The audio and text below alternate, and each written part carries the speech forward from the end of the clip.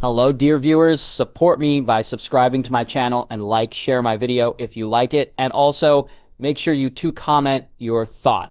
Now let's start the video. The north lands beyond the wall. Cold air blows like a permanent gale, sending snow splattering on her face.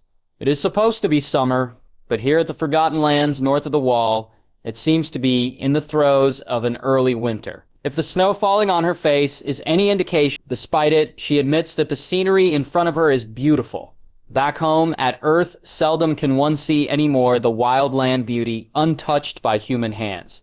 Here, however, with tall pines and their leaves thick with snow going on and on endlessly, it is a surreal sight. To say that Deliana is intrigued would be an understatement of the century.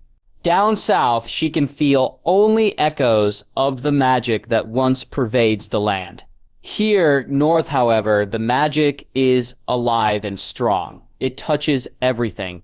The stones, the ground, the plants, and even the animals. Deliana wonders how such wild and uninterrupted magic affects the people that call this icy wasteland home.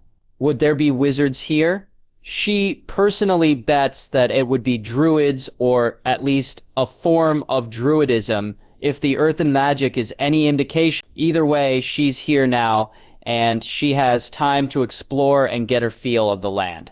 My lady, the walls are finished. The first of the riders are ready to move out. The sound of Emilia talking brings Deliana out of her stupor as she turns to the commander of the Death Dealers. Sorry, Emilia, I am lost in thought. What did you say again? Deliana asks the young woman as she steps down from the small makeshift tower made of wood. The palisade, my lady, we finished putting up the walls already, repeats Emilia. Ah, that's good. Emilia, and also 2 hours ahead of schedule. I'm impressed. I live to serve, my lady.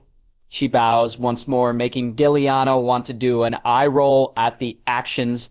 Suffice it to say, ever since her brilliant plant, the green men are being extra dedicated to her, more than usual. It doesn't help that she literally enchants every single piece of their outfits here with mild heating charms, making the furs they originally brought now unnecessary. Deliana call it simply practicality. For them, it's generosity of their messiah. More than once, Deliana has already overheard that one or two plan to enshrine their armor as heirlooms once they got back from this expedition. She mentally shivers at that. The power of religion over people never truly stops fascinating her. With a wordless nod from Emilia, Deliana finally leaves her vigil on watching the scenery and walks toward the center of the camp with the former behind her. As she looks around, she has to admit that the Death Dealers of Victor, bless his soul, have done good work. A circular palisade now surrounds the landing zone, with the sharpened wood strapped together horizontally side by side. A makeshift gate with bound logs are tied together with a pulley for opening and closing. At least another 4 towers have been added at the palisade, not counting the one she is standing on before making it all 5. Inside the fort are rows of white tents, heavily charmed with enlargement spells in order to maximize space, courtesy of Deliana herself. 100 ships have landed here north of the Antler River, east of the Shivering Sea. It has not been easy making port with Deliana, practically blasting rocky outcroppings, with blasting spells for an hour before the place is made clear enough as a landing zone for the longboats and smaller dingies to beach themselves. Now, the once clear beach are now buzzing with activity, with an active fort around it supporting at least 500 Death Dealers, and a logistical staff, all either green men or members of the Death Dealers. People who are privy of the magic that the Lady of Rivendell is capable of. Are we ready for the hunt, Emilia? Deliana asks her Castellan, who nods at her. Yes, my lady, designated hunting groups are prepared and only awaiting your order. Good! Deliana smiles as she sees the 20 or so Death Dealers that would be riding her for their hunt. All of them have the specially made spears and bows she has ordered made before they left from Rivendell. Come, let's go, Emilia, the hunt awaits! Yes, my lady, the Castellan of Rivendell replies, obediently, as she mounts her own horse, though not as warm, making Deliana snigger inside. A warrior through and through, Emilia may be, but she does not truly enjoy the things that the knights and warriors of the Seven Kingdoms partake of. She is still a woman, after all. Elder Marcus. Deliana turns to the leader of the Green Men, who bows at her calling. My lady, how may I be of service?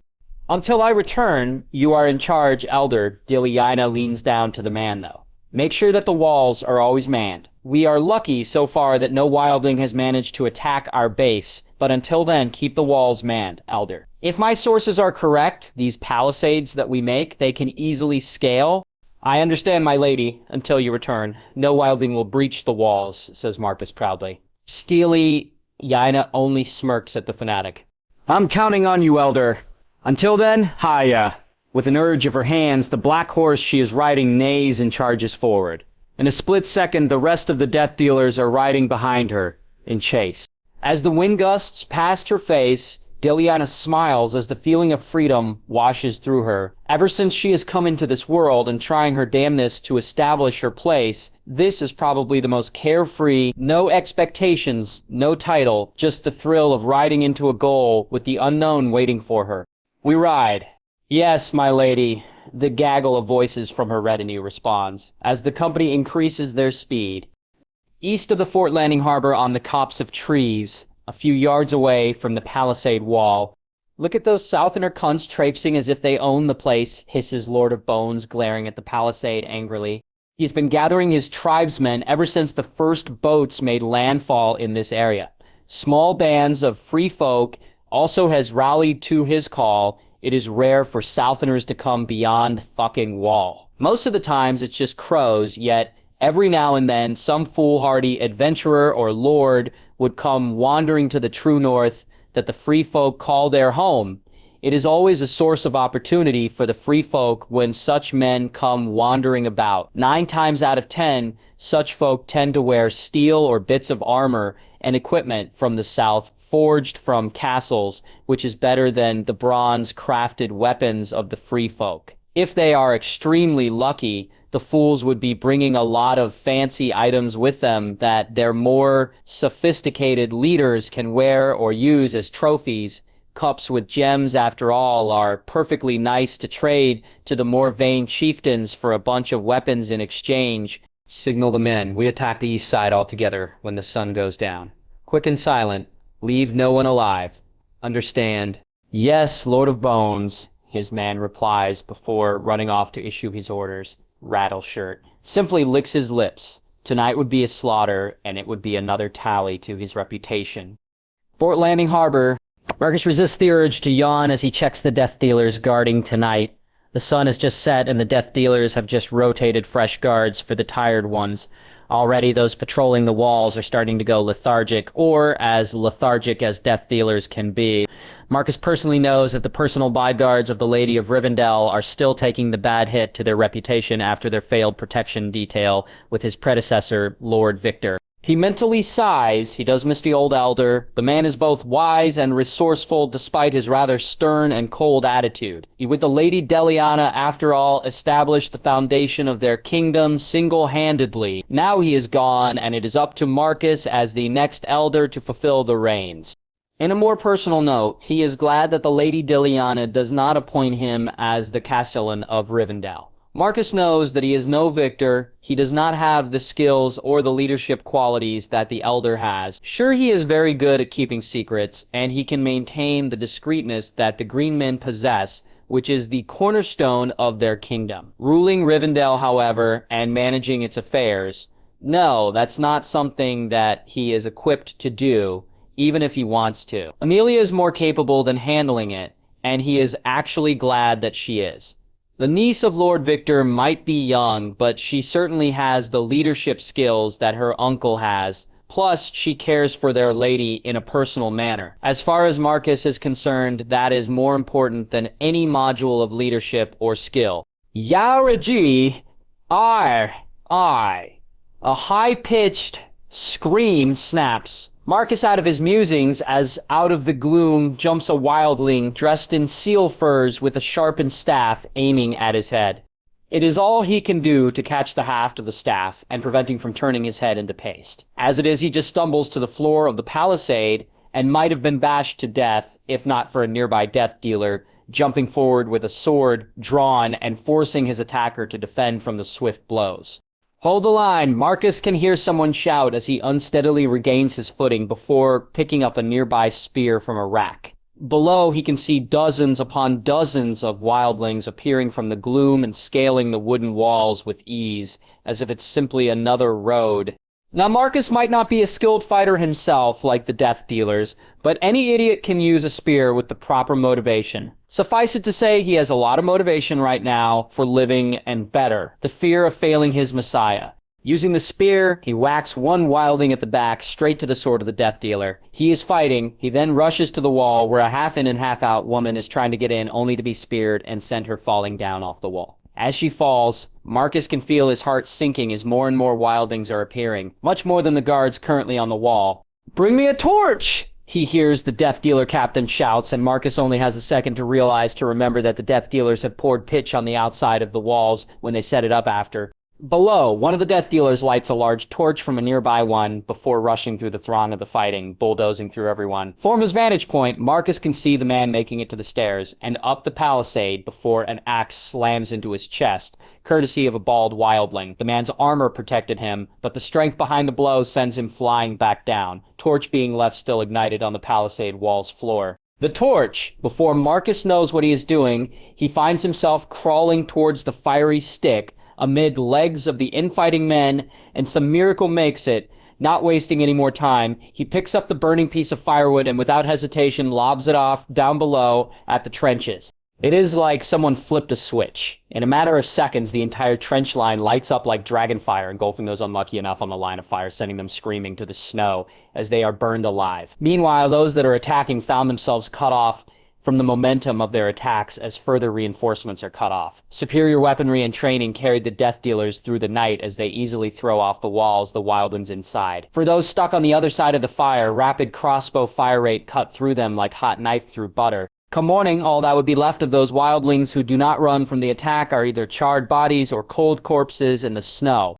Somewhere north of the wall, the sound of thundering hooves are heard, as dozens upon dozens of wild orox, an entire herd, runs in a stampede. It is not an entirely unusual sight in the north, with polar bears, direwolves, wildlings, and other carnivorous animal present that call the cold wastes home. This is basically the orox defense against such invaders who are after their meat. This time, however, their hunters are different. Riding in sleek horses of black and gray wearing ornate armor, the Death Dealer hunters pursue their targets from behind, at least only some of them. At either right and left atop raised crags, Doliana and Amelia hems the orox to the steep valley gorge, where they are forced to clump with one another. Thanks to the spacing, their hooves leaving behind a trail of snow and mud behind them.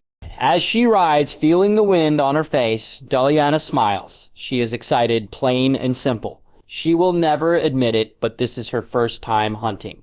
To save face, though, she lets Amelia take the lead. Unlike her, the green men, and in contrast, the Death Dealers have perfected the style into an art. She might have, after all, gleaned the information from their minds, but putting it into application is another matter. Besides, unlike fighting, the only way to gain experience in hunting is to do it. Ha! She espies one. The Death Dealers at the back finally starting the first of the two-phase plan that they have been applying all day to the auroch herds. Riding alongside one of the panicking cows at the rear, he hefts his bronze spear tipped with a sleeping potion before hurtling it at the side of the animal. With a pained grunt, the animal squeals in pain and terror as the bronze spear wounds it, but does not stuck as it clatters down at the ground beneath hundreds of hooves. At the other side of the herd, two Death Dealers heft multi-crossbow bolts also tipped with the same sleeping potion. With the throw of the spear, the two immediately start sending quarrels into the aurochs behind the one marked by the one who has thrown the spear. In a matter of seconds, 15 or so have quarrels stuck on them. Due to the narrowness of the gorge, those who are hit at the back can't panic forward, thus making them do nothing but push their fellows at the front even harder. As for Doliana, she rides with two bodyguards before looking at Amelia at the opposite side of the raised wall of the valley. The other woman just nods at her before preparing her recurved bow. Unlike the Death Dealers at the rear, the two of them have different objectives. The Death Dealers are here to knock out aurochs to be transported down south. Amelia and Doliana are here for fun and food. Diliana watches as her friend observes with narrow eyes at the panicking herd below before finally deciding on the target. Slender firm limbs raise as she draws her bow, aiming down. With a release, the recurved bow unleashes the castle-forged arrow down. Like a judgment from the gods, it hits its mark perfectly, embedding itself on the neck of a large male. It howls in agony at the fatal shot, going bonkers for a few seconds, before twisting left and right in its death throes, before finally succumbing to the wound and crashing on the ground, spraying mud flying all over. Amelia just gives her a Cheshire grin, making Deliana scowl. The two of them has a bet going on, and Deliana hedges on the simple fact that Amelia's shot would not bring down an orox. She's going to have to pay dinner to her castellan later. As it is, it's her turn now. Eyeing the rampaging herd below, Deliana takes in her target. While bringing down a big bull is preferable, she rather prefers if the one she eats later might be a little more tender and not all meat and muscle. Scanning the large herd, she finally zeroes in on a fat calf trying its damnedest to keep up with its mother. With a mental note of sorry, Deliana draws her own recurved bow before aiming. She's not an expert archer like Amelia, so with one of her original spells, she has enchanted the arrows beforehand that they fly true. Contrary to popular belief, it is pretty hard to shoot an arrow while riding a horse. With a resounding snap of her bow, the arrow zones straight to the calf. A pain-terrified squeal comes from it as the arrow meets its right eye before hitting the brain. Its death is instantaneous, unlike Amelia's target, who suffered death throes before succumbing to death. With an ugly twist, the fat calf falls into the ground, and spraying sand and mud also. Deliana simply smirks at Amelia. She, after all, wins the second part of the bet. Amelia, after all, is hedging that Deliana would use 2 arrows, not 1 before she brings down her first kill. Now all that's left is to watch the death dealers bring down the needed quota of orox before collecting the dead 2 that she and Amelia has brought down to be skinned and boned for dinner tonight. Wait, Fort Landing Harbor. The sound of fires cracking, followed by the sound of people laughing, is one of the few rare times that Amelia has heard the death dealers do. The professional soldiers that are the bodyguards of the Lady of Rivendell are mostly aloof, after all, back home. In fact, now that she notices, she does not even see one of them with their guard down. Before the arrival of Deliana, they are simply the few guards that protect the Green Isle from any trespassers. With the arrival of their lady, they have transformed from club and spear-wielding experts into the lethal force they are today. Whereas once they are simply wearing makeshift armor made from leather and heavy weirwood bark crafted from fallen trees, now they are clad in ornate, practical, but ceremonial armor, making them one of the most lethal forces in Westeros, with the exception of the Silver Order. Currently, though, Amelia focuses her attention to the Lady of Rivendell. She has to admit that this vacation, as her lady aptly calls it, is good. Ever since she has served under her, she has seen her lady work non-stop, turning a ruin into a nation of men confident in its strength and traditions. Where once there is boggy wasteland where cutthroats and thieves tend to hide, now there is a great castle and house with towns beneath its rule. Suffice it to say that only a fool would not think that someone who accomplishes something like that is not worthy of service. The Lady Deliana has always seen the opportunity in adversity, strength, where there is weakness. Where there is nothing but barren rock and soil, she grows things. The Riverlands, or at least half of it, who is quite well known as the battlefield of the 7 kingdoms, is now a strong kingdom in its own merit. However, with all such progress and success, Amelia believes that no one else deserves a break like the Lady of Rivendell. Myrcella has brought such notice to her during one of their sparring sessions. Say what you will of the Golden Princess of Westeros, but she has her heart in the right place. She truly does care for the people whom she gives it to. Once she has managed to mention it, Amelia has been trying and failing to find the right time to bring it to their lady. With the war, the demand of the king of a grand tourney, and the militarizing of Rivendell, there has been simply no time. Now as she watches her lady laugh with the cooks as they roast the 2 orox in a spit while showering it with juices and honey, she believes with all her heart that this trip here, despite it being an icy wasteland, is a good thing. "Hey Amelia, come! The food is ready," her lady's cheerful voice making Amelia smile. At least tonight she can try out eating the Lady Deliana and win another bet. Mance Raider doesn't know where it goes wrong. One second he is skulking beneath the tree line, investigating what in the world Rattleshirt is bemoaning about when he returned to their united camp a few days ago. The next thing he knows, something painful and hard impacts on his skull, bringing him straight to oblivion the moment his brain registers the large fort at the bay. "Welcome to my camp, Wakey, wake!"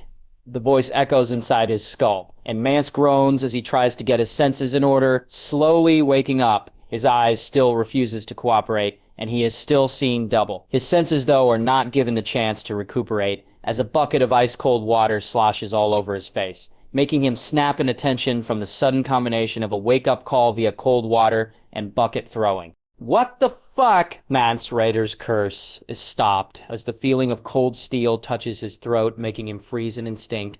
"I would not having you cursing in the presence of my lady Waldling." A female voice speaks in warning, more akin to a hiss. "Now, do I have your cooperation?" she asks, making Mance nod warily. "Good, and I believe you are fully awake now, so stop acting groggy." He can feel the cold steel leaves contact from his skin, finally making him breathe again. Now that he is free of death via throat slitting, he can see that the woman is right. His eyesight is once more back to normal, and around him a bustling camp filled with perfectly organized talents with cooking fires every now and then, as people in black-clad armor walks by. Personally, it reminds him of his brothers at the Night's Watch whenever they deploy in large numbers of 10 or 20, only a lot more organized. He is completely baffled, though, as he sees the tall, extremely young woman, more akin a girl in title, looking down at him, her dark violet hair with red streaks blowing in the wind. He is no fool, though. Every sense of his entire body that served him well in surviving the North is screaming at him that this girl is as dangerous as the leader of the Thens when drunk. The fact that she has a bloody big spear at her back is proof enough also. "You're young," he comments, earning him a snort from her. "And you smell doesn't change the fact that you're confident, though," she replies, making Mance look at her in bafflement. "What do you mean?" he finally asks. Mance Raider, raised and saved by the Night's Watch from an abandoned wildling village, becomes a ranger at an extremely young age due to recognition of his skills, traitor to his brothers and joining his native people due to a woman trying to unite the tribes, and becoming king beyond the wall. The person in front of him narrates, making Mance raise an eyebrow in acknowledgement at her words. "The Night's Watch has you well informed, huh?" he replies, earning him a snort from her. "I do not even make the time to pass by that penal colony of rapists, thieves, and murderers." This time Mance gulps as she leans down in an eerie smile, making him gulp at the rather evil demonic visage that transforms her youthful face for only a split second before returning to normal. "I have my ways of gathering my own information." She backs away, then making the soon-to-be king beyond the wall gulp in relief. "The question, though, is why the Uniter of Tribes skulking around our camp? Let me warn you, traitor, that I don't usually like to repeat my questions, so why?" she asks, with arms crossed at her chest. Mance Raider scowls and does the natural thing that all free folk would do. When asked by Southerners when captured, he clamps his mouth shut. The moment he does that, however, he immediately regrets it, for the light of something akin to triumph glints at the eyes of the young woman in front of him. "I rather like when the ones I'm questioning are straightforward. However, I do find it tedious, for I am always wondering when they are lying or not. I much prefer this way." And before Mance's brain registers the words, her hand grips his head, and something akin to a mental knife plunges into Mance's brain. No amount of mental fortitude or personal confidence can stop Mance from screaming his lungs out. His head feels like it is going to explode, and something akin to a heated, sharp blade is carving the innards of his brain. He can literally feel every thought, every scrap of knowledge inside his head being checked and pulled out. All the while, it seems like more knives are cutting through his brain as the invader goes deeper. Even Mance has no idea how long it lasted. All he knows is that by some miracle, the old gods finally answered, as the invasive probe inside his brain finally ceased and the sudden stop of pain feels like paradise come early. He doesn't even try to regain control of his limbs, as they currently feel like jelly, and the inside of his skull feels like it's scrambled. As Mance is ready to surrender once more, however, to the sweet embrace of sleep, he is rudely denied that once more by a bucket of ice-cold water that snaps him back to the realm of wakefulness. One thing's different, however. Instead of being splashed in the face only, this time it's his entire body, making Mance shiver under the rigid winds of the true north. What made his heart truly shiver, though, is the sight of the monster in human form that invaded his mind without preamble. I know that you have a camp near here where you plan to meet with the rest of your tribe, Mance. You will take me there? With all his heart, Mance wants to say no, but for some reason, he replies in affirmation under those piercing eyes. Road to Mance's forward camp. Emilia knows, in good faith, that she has been spending enough time with their lady to understand some of her moods, despite her being a mystery all around. That is why she is deeply concerned at what she is seeing right now. For any observer, Deliana would be maintaining her casual, usual expression as she rides at the head of their column of almost 50 death dealers armed to the teeth. Emilia sees otherwise, though. She can see clearly the difference at the dame's face. The small crease of her eyebrows, the slight down-turning direction of her lips, the tight grip that she has at the reins of her horse, and more importantly, the tenseness of her entire form, all gives evidence for her to see that her friend is anything but well. She has been like this ever since the decision that they deliver Mance back to his camp of wildling followers. With a silent nod at the lead death dealer at Deliana's back, who understood the message, Emilia urges her horse forward to canter behind their messiah, while the death dealers lessen their strides to give the two of them some space and privacy. "My lady, are you all right?" she finds herself asking her friend after a few moments of riding in silence. "You never told us why we are going to that wilding village of this Night Watch's traitor." At her question, Emilia notices the sudden deflation of her friend, looking as if a great weight has been leaning on her shoulders this entire time. As it is, Emilia watches as her lady takes a glimpse at the other riders at the back for only a split second before focusing her attention back at her. "What do you know about necromancy?" "Emilia, only that it is affront to the old gods. The dead, after all, should be left in peace at their sleep and not be disturbed." Emilia answers, truthfully, with a shrug. "Those who practice such arts are despicable people, and one that people should stay away at." "Good answer, and do you know exactly why is that?" "I don't know, I've got a feeling, though, that you are about to tell me, my lady," replies Emilia, making the wry smile to appear at Deliana's face. "The human form is composed of the body, spirit, and the soul. All these together is what makes us function and alive. When a human dies, the spirit and the soul disappears, leaving the body alone, which results to it being empty and thus dead. Necromancers tend to split their souls to fill the gaps left over a dead body, which then gives them control. However, souls are pure things. Thus, to break one's soul, you have to do the opposite," Emilia replies, now connecting the dots. "Yes, you're right, Emilia," the lady of Rivendell replies to her with a nod. "Thus, there is only one way to break the soul of an innocent correctly. That is unrequited murder of the most heinous sort. Killing someone damages the soul, but killing a person despite knowing full well that he or she is innocent damages it.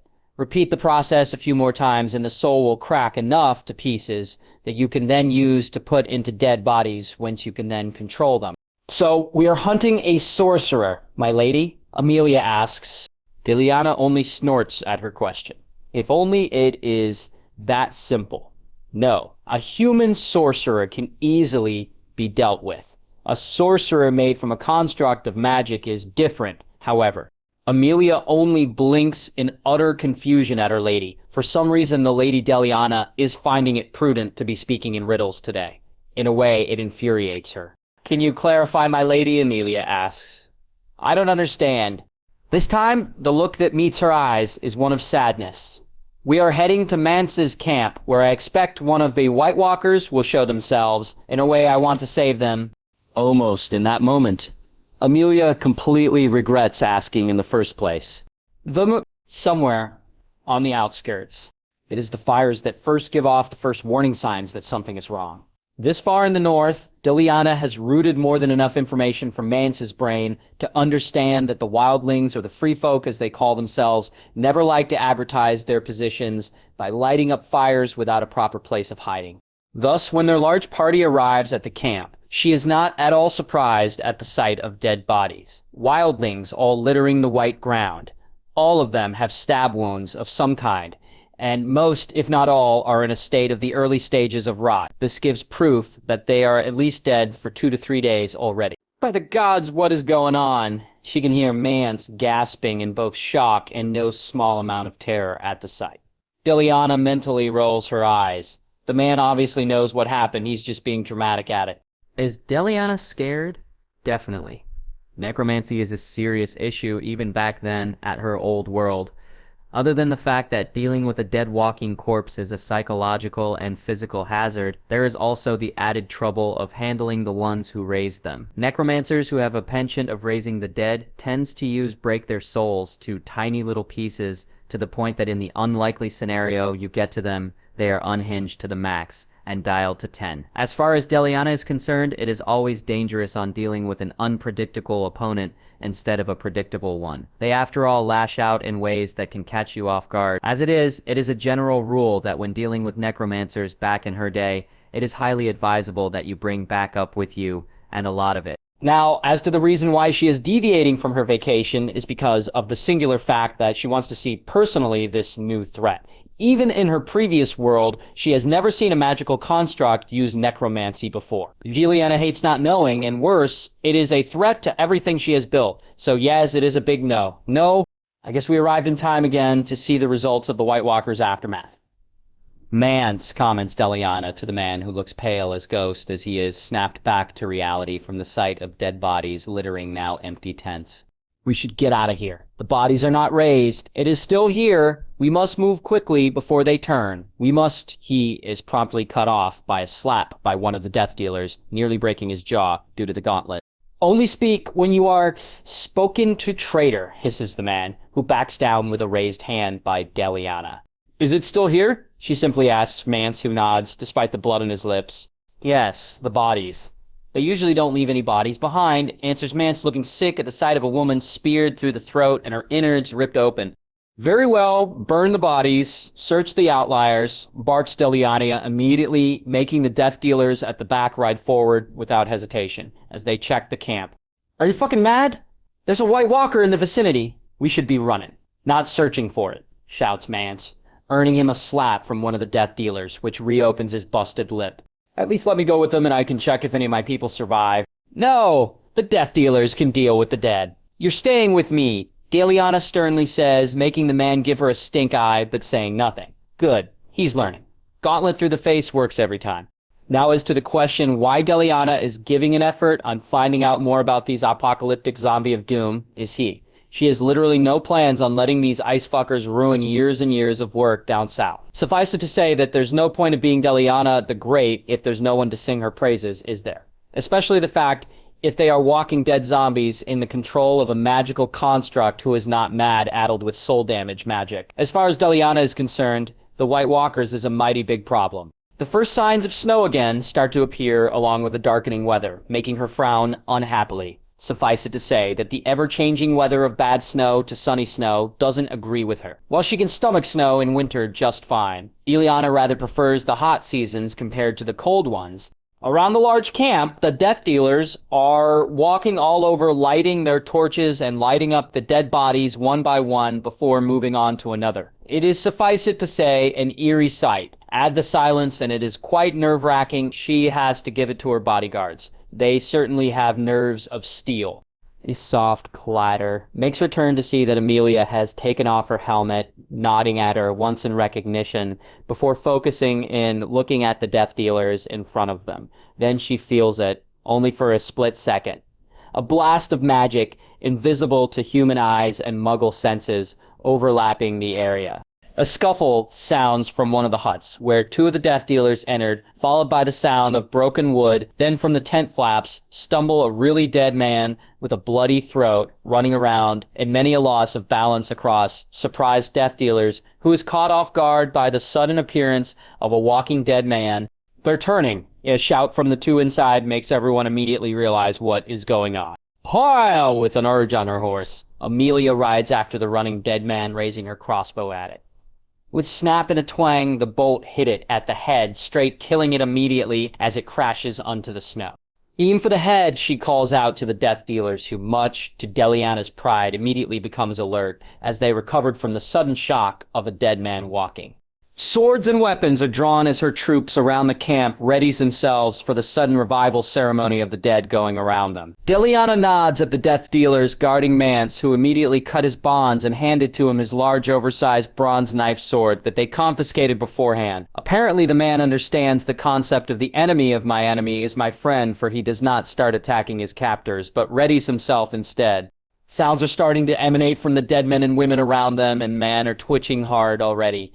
Signs of magic filling their bodies and connecting to whoever it is that is reviving them. The death dealers, of course, pragmatic as ever, do not waste time waiting for them to fully get back up and fight them honorably. They're not Knights of the Vale, damn it. Many of the death dealers run to the twitching former dead men and starts hacking them to bits while they are still in preparation mode. One overzealous one even uses a two-handed battle axe swinging next to make sure that the dead stay dead in one strike. Even Amelia has rallied 3 of the death dealers with her and are shooting the dead too far from the groups to reach in time.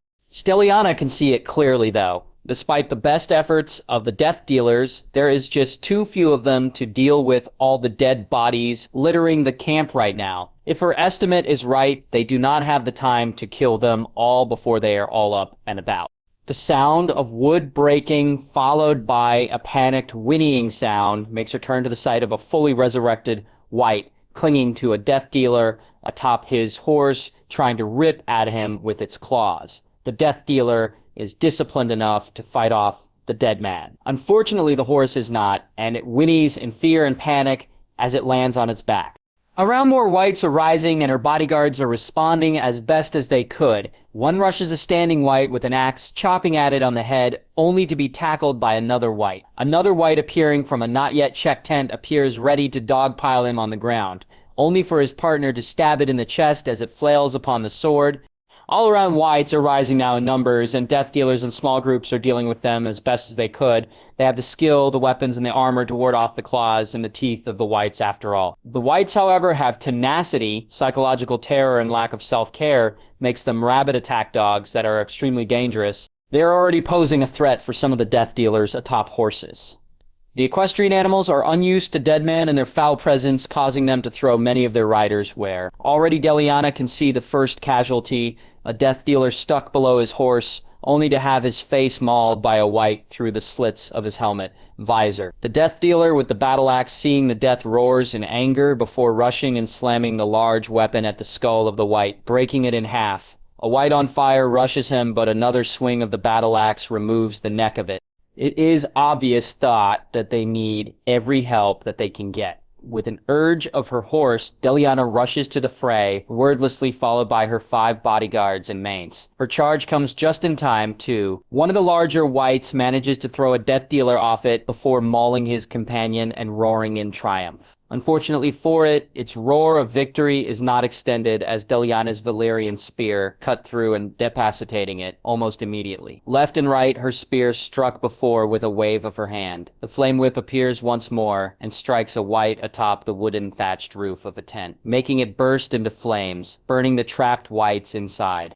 Around her, the death dealers try to rally and prevent her from being overrun. Swords and axes are drawn, knocking down wights left, right, and center that seems to come at every direction. Deliana herself is not idle. Every time her spear hits, a wight died. The powerful enchantments of fire from the Valyrians, ending whatever sorcery that is, controlling the cold demons. The flame whip is a deterrent for the wights, as they seem to abhor the very sigh of fire, making them hesitate on their rush towards her. Their hesitation cost them their unlife.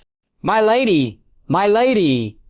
One of her death dealers ran at her, his sword bloody. "What is it, soldier?" Deliana demands, swiping another wight mid-air with her whip before turning to the panting man.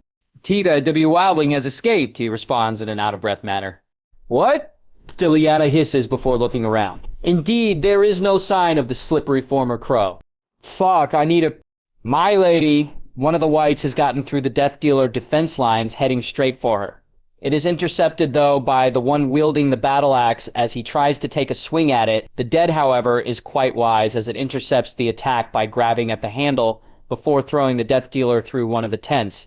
It tries to make a follow-through attack by charging the downed man. Then he is quite resilient, though, for he gets up on his feet quick, drawing his standard castle-issued sword before running through her supposed-to-be killer instead. My lady, we need to retreat. A bloody and mud-covered Amelia ran at her. She has a nasty gash at her scalp. There's too many of them, and the more we stay, the more at risk we are at being overrun. Diliana simply grimaces. She's not dumb enough to wave off Amelia's opinion. When the woman speaks, she usually makes sense. Looking at the battle currently happening around, she can see the truth herself also. While the Death Dealers are currently holding the upper hand, she can see almost 20 dead from her company, and a lot more wounded, while every inch of her wants nothing more than to see the battle through. Diliana has experience enough both from her previous life and this one to understand that it is always wise to know a prudent retreat. Too many brave people have been way too daring and ended up overreaching. Show me a hero and I'll show you a corpse, she mentally recites to herself before sighing in acceptance inside. She would not subject some of her best soldiers due to her pride. Sound the retreat, Amelia. Gather all of our forces to ourselves here. Make sure that a rear guard is present as we fall back. Make sure that the retreat becomes not a rout. Those that have horses, make sure to have a partner, too, at their back. Understand?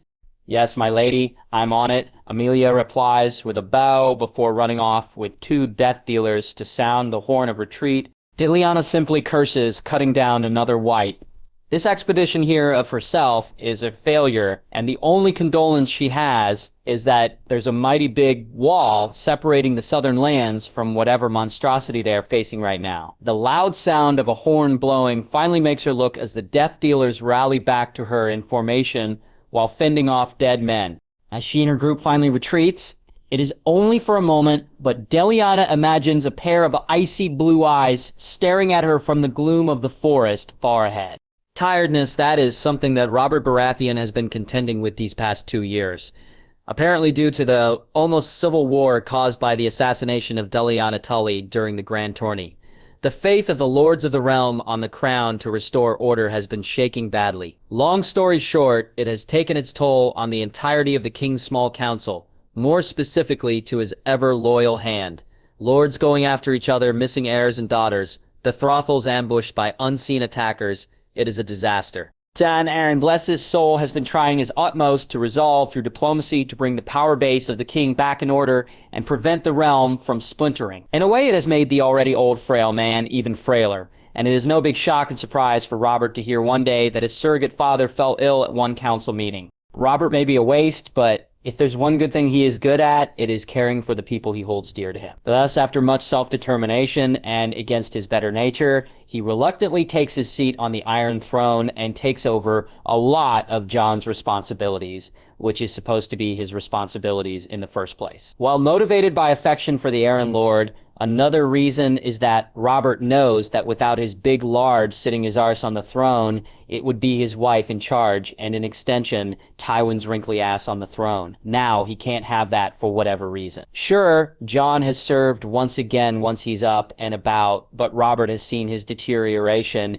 and he swears to himself that he would do his best to at least not disappoint the old man. 2 fucking years of mending together a broken realm before they finally managed to, once more, regain a tenuous peace. After strong arming many of the lords of the realm to accept the king's peace and protection. Thank the gods for those silver knights of Rivendell. Without them on call and payroll to deal with the hardliners, it might have taken them an entire decade to put the realm in order.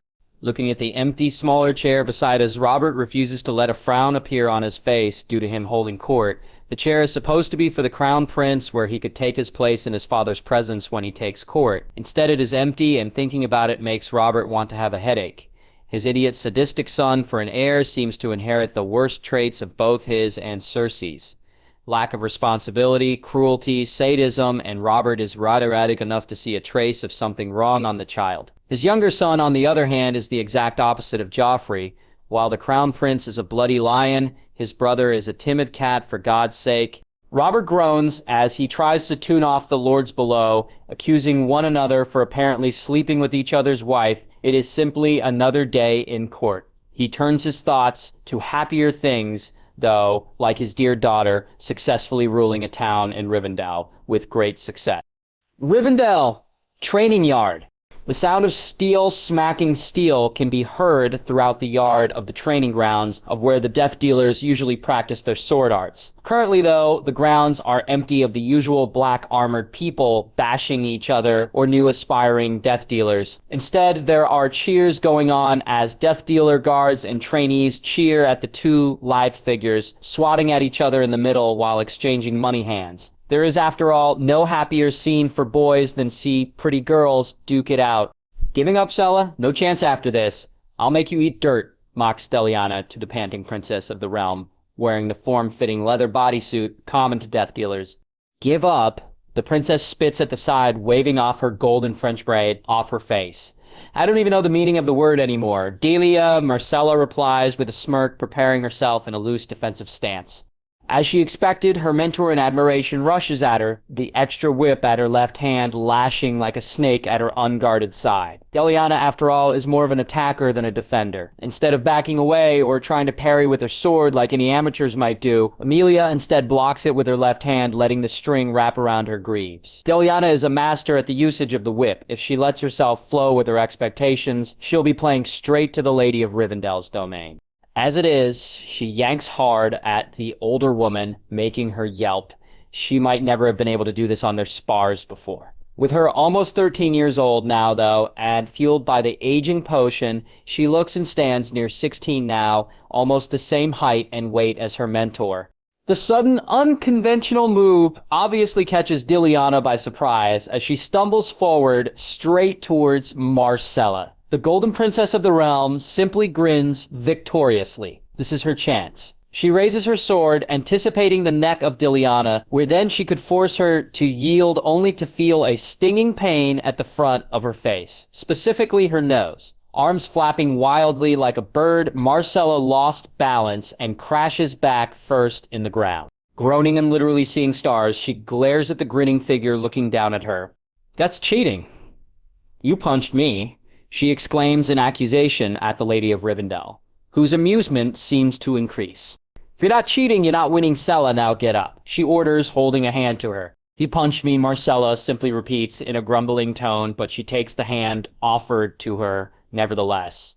With a grunt, she finds herself back to her feet, though she winces at the damaged nose she is currently sporting. The sound of someone approaching makes Marcella turn at the sight of Rhaenys. However, approaching the two of them, like Marcella, she is also wearing the bodysuit undergarment with two swords strapped at her waist.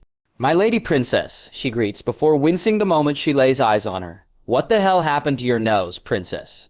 Deliana cheats during sparring. Marcella simply replies, trying not to butter the words into making them unrecognizable due to the blood from her nose. Did you win? She turns this time, however, to Deliana, who simply replies with a mischievous grin at Marcella, who scowls. Yes, I did. Only 2 moves this time, I believe.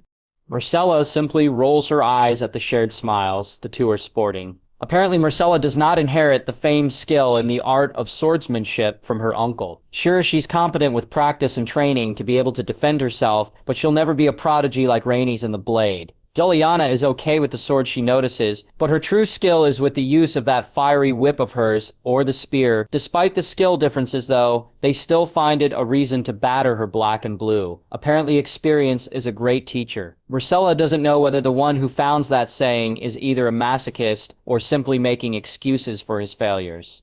Bring Essence of Dittany 2 bowls here, and make it quick, orders Rhaenys to one of the observing death dealers who is collecting their winnings from their poor fellows. Marcella mentally scowls that the bet is not that she would win, but rather how many moves it would take before she hit the dirt. 2 bowls, Rhaenys. Who's the other bowl for? Asks Deliana. Marcella watches as Rhaenys rolls her eyes before pointing at her back, where a completely battered Admiral Tully in leather training armor lies almost lifeless on the dirt, looking like someone have kidnapped him and used him as a punching bag. Of course, the culprit is not hiding herself, as she stands there looking like the Queen of Westeros in all her smugness looming over Admir. Noticing them staring, she waves at them cheerfully before kicking Admir on the side, as the essence of Dittany Rhaenys has ordered is delivered to her. If not for the extremely unhappy groan coming from Admir, Marcella might have thought that the heir to Riverrun might have somehow died. Here's yours, princess, bows the soldier as she hands the bowl of green goo stuff to her, which she haphazardly presses to her nose. She has been with the Death Dealers enough to know that, despite the disgusting look the essence of Dittany has, it would heal her quite nicely. As it is, she breathes a sigh of relief at the cold feeling overlapping her broken nose. "He still hasn't given up?" asks Deliana, leading her and Rhaenys to the side benches, where they watch Amelia give Edmure the thrashing of a lifetime as the poor young man tries his utmost to defend as if his life depends on it.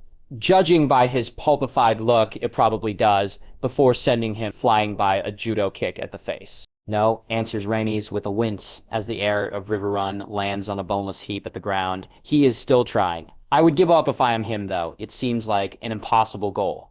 Marcella wordlessly agrees. Long story short, Edmure Tully apparently manages to bonk his head in one of the shields during training, and manages to glean a truth from the dented metal. Apparently some sort of madness descends on him, for he starts to declare his adorations of love to the one who gives him a giant bump in the head. Unfortunately, that said, someone is no one else but the current Castellan of Rivendell, Amelia. Suffice it to say that said Castellan does not make it easy for the current heir of Riverrun. Apparently, according to rumors, she would not give her affections to someone lacking. That is currently why Edmure is being thrashed for the 20th day without stopping. Marcella has to give it to the heir of Riverrun. He is persistent. As he gets walloped again, much to the extreme amusement of the bystanders, Marcella sneaks a glance at Deliana. Like her mentor has also grown. Already, much of the baby fat and the childish appearances are disappearing from her. She is turning into the extremely beautiful woman that Marcella has always expected her to be. That is maybe why she is becoming worried. She knows that being single makes Deliana a tempting target for lords and their heirs. Rich, powerful, beautiful, with large ties to many nations. It is a dream bride of many. That is why Marcella knows that she also has to up her game. She has long decided, after Deliana recovered from that 2-week-long recovery period, she has no idea of the ploy employed by Deliana and her excursion far north. After that horrible assassination attempt, that she would win the heart of the Dame. When she heard that Deliana has been assassinated, Marcella almost lost it. She knows in her heart of hearts, of course, who truly is responsible for the deed. She almost becomes a kinslayer at that point as she meets with her family after that deed, and her mother gives her the sad news and how they are praying for Deliana's recovery. Suffice it to say that she has stormed out after that and used the fallout of said event as an excuse to stay at Rivendell by her own volition. Come hell or high water, she would not be dragged down again to that cesspool of a city in King's Landing, no matter what happens. Rivendell Private Solar. And here's the ribs, my lady. Thank you, Peter, that would be all. Deliana smiles at the server, who bows to her. It is a pleasure to serve you, my lady. Have a happy meal. I will, Peter, she simply replies before closing the door. Now all alone in her lonesome, Deliana inhales the sweet and spicy scent of baby back ribs once more in her plate, making her stomach gurgle in anticipation at the sweet heavenly goodness that it would soon crave. Placing the plate at her study table, Deliana takes a bite of the soft meat, making her moan in blissful joy. If there is one thing that is good at all this ruling business, is the simple fact that her servants are doing their utmost best to be of service to her. That includes the food menu. The orox business, she has to admit, is a tremendous success. Her return trip from the frozen tundra of the north has allowed her to bring at least 400 of the native animals, who certainly appreciates the nice change of weather. Now, after 2 years, Rivendell has a stable orox population that they can compete with the Reach in terms of beef business. Unlike the damned Reachers, though, their menus are more diverse, courtesy of Western cuisine. Deliana might not be an expert in cooking, but her concubine, Yasmina, is more than happy to take over. The now young woman, after all, is trained from her birth to serve as a good wife. A few dips in the pensieve for cooking tutorials via YouTube that she watches infrequently in her previous life, and voila, 5-star chef in the making for Rivendell. Said chef is currently asleep on Deliana's private bed in the Solar. Suffice it to say that 2 years has hit Deliana pretty hard. Thus, to stave off her rather raging hormones, she has taken to making Yasmina as a pillow and a bolster. No one can blame her. It becomes rather cold at her room, and her concubine is warm and soft. Plus, she gives really nice massages. Currently, though, Deliana sets her attention on the stacked envelopes at her table. She counts at least 8 with different seals from the 7 corners of Westeros. Lyanna, of course, has been trying to up her safeguards these past 2 years since the realm recovered from the War of the Faith version 2. One thing she has been trying to solve is the issue of her enemies being able to gather themselves together before striking directly at Rivendell. While a strong defense is a good thing, Lyanna is more of an offensive type of gal, and she hates the fact that she cannot strike out while her enemies gathered their strength. Thus, to address this issue, Lyanna has adopted the strategy of the United States back home. Forward bases attached to trade centers are established outside of her land.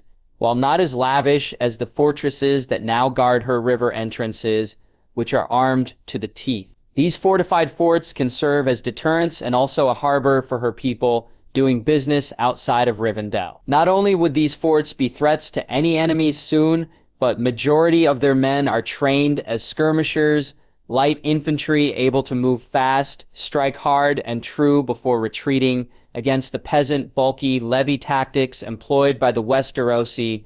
These would be good advantages.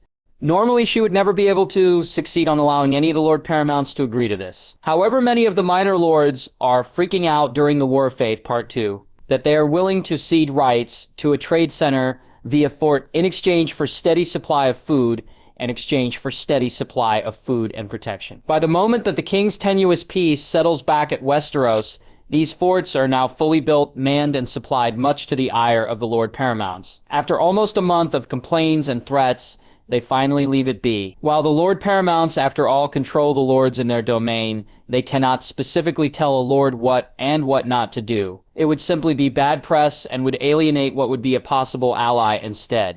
Finishing her back ribs, Lyanna places it outside her room at a table before ringing the bell for a steward to get it. She then returns to her solar, watching Myrcella below sparring with Rhaenys. She smiles at the sight. The princess is no longer the sweet, innocent girl that has arrived at her doorstep. Sure, she's still gentle, but there is no way that she is a pushover any longer. Lyanna has given the large tract of land, which she oddly dubbed Bree, due to it being a stop for many highways at Rivendell territory for her to learn how to manage and rule. Suffice it to say that Lyanna is pleased. The once empty land are now filled with inns, breweries, and even a hotel or two for upper-class citizens. It also hosts an inn for the Adventurers Guild and an active Blackguard outpost. All in all, it is a working town that brings nice tax back to her.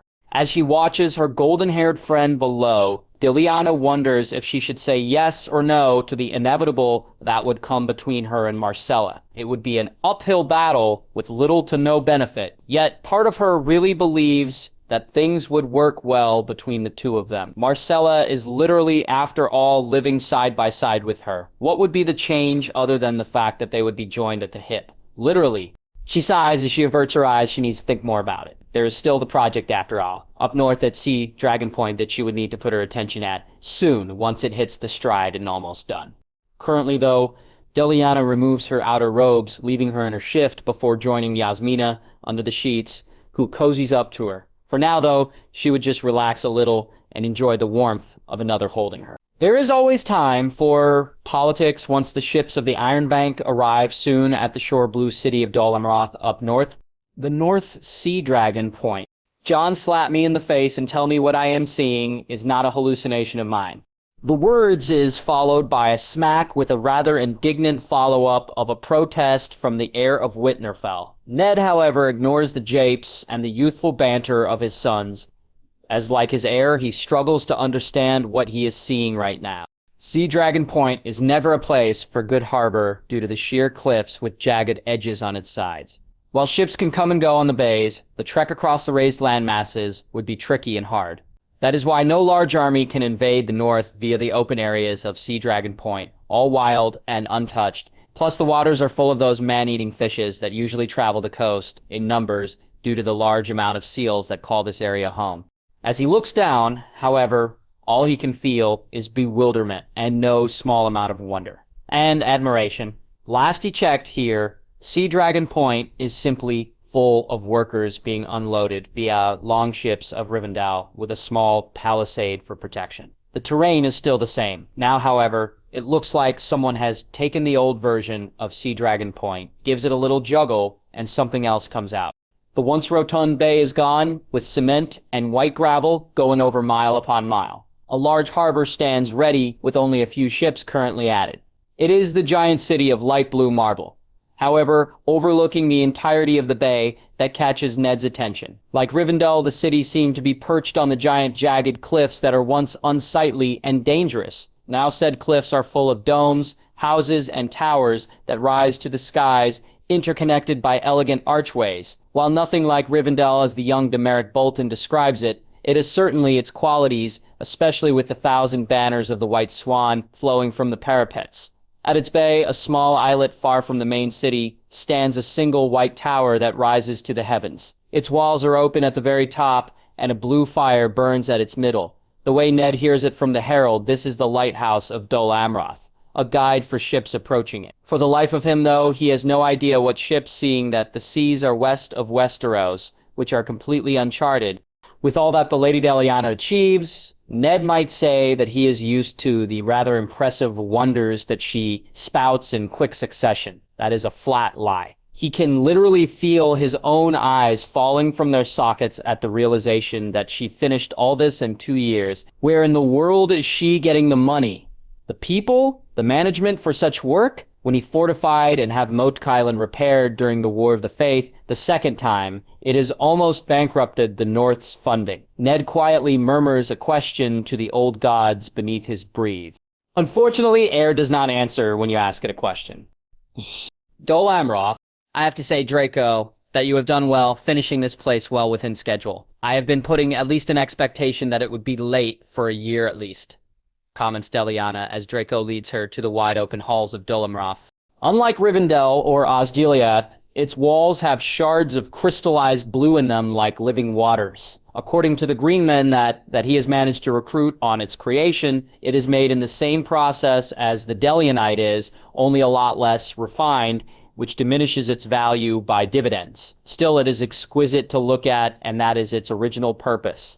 For Draco, though, he can't help but feel both elated and a little bit insulted, though. The former trumps the latter in a great margin. He certainly revels on the praise bestowed to him by his goddess. As far as he is concerned, she has recognized his efforts, and that gives meaning to this new life of freedom. He is given a second chance to live.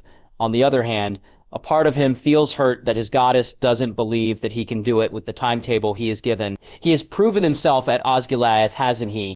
Oh, he banished such thoughts, however, as fast as they came. His goddess have higher priorities, and surely does not expect much from lowlifes such as he. It is a privilege and a pleasure to be of service to her. She has given him purpose other than whip, and Draco would rather be damned before he fails her in any way. So have our guests arrived, Draco? Deliana asks, now seated fully in the crystal-like throne of Dol Amroth, found at the center of the Hall of Waves, as the welcoming hall is called here. Its design is like the Great Hall of Winterfell, with long tables for visitors and a raised one for the stewards, and a smaller one for the Lady of Rivendell, and whomever she might include in her company. Yes, my lady, Draco bows. The lords invited are starting to arrive, though. The Emperor of UT has invited himself to arrive early, alongside his 100 ships entourage, again. I see. Deliana nods in affirmation. And the ships from the Iron Bank? She asks.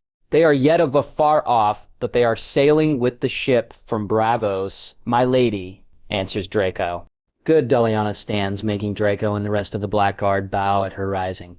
Lead me to the entrance gates, Lord Watcher. I believe that I would need to meet our dear Emperor from the East, myself. Oh, she pauses from her stride, looking back at him. Make sure to prepare our special gift for our esteemed guest, Draco. Yes, my lady. Draco bows before marching off at the front of the Black Guard, leading his goddess. He smiles deviously inside, though. Tonight would surely be entertaining.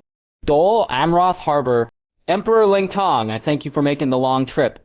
Deliana greets with a small nod at the fresh-faced 20-years-old emperor, who looks a bit out of place despite his royal regalia of gold and red.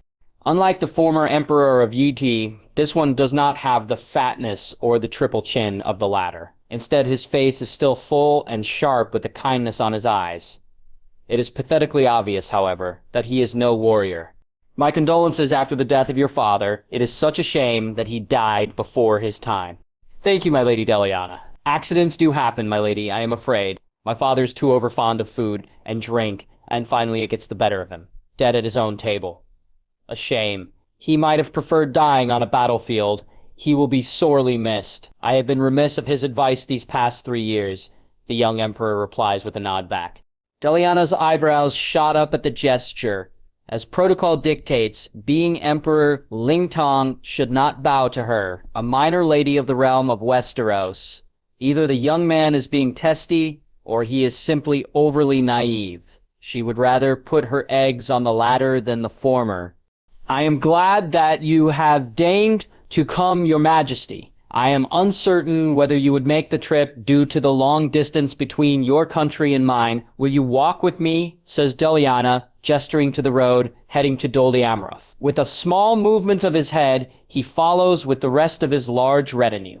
Of course, my lady, I would come. I wanted to see, with my very own eyes, the Lady of Rivendell, who is rumored to be the second coming of Brandon the Builder, able to create cities with a wave of her hand, according to my father. Though he is remiss about not mentioning your beauty, there's an odd gleam to his eye at that.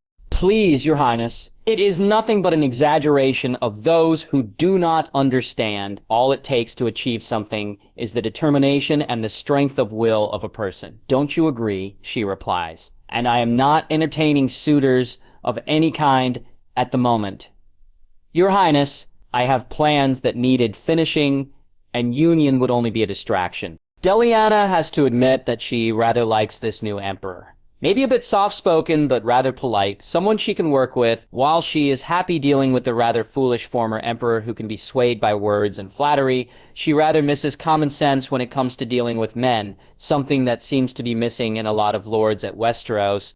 Of course, my lady ever, the brilliant you are, according to my father. You have started with a ruined castle and with nothing to your name.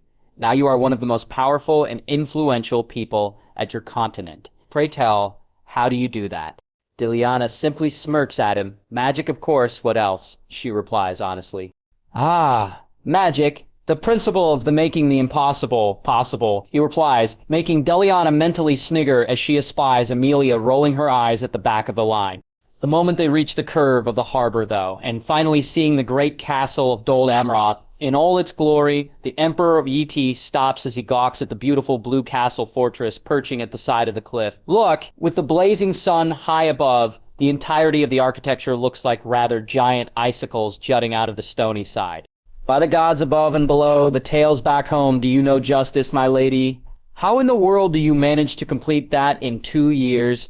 Only.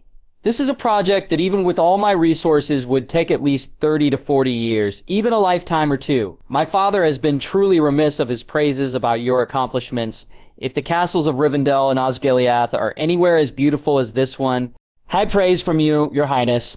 Maybe one day you will be able to visit my country's capital, if the gods favor it. I look forward to it, Lady Deliana. I see that my father is wise for tying our nation's futures together. He straightens up, though, before nodding at one of the eunuchs in his retinue, who rushes to his aid and handing him a scroll, a very expensive-looking one that Deliana is sure would make Tywin go green with envy with all the bling on it. This is one of the missives of my father, my lady. It is his promise to you during the tourney.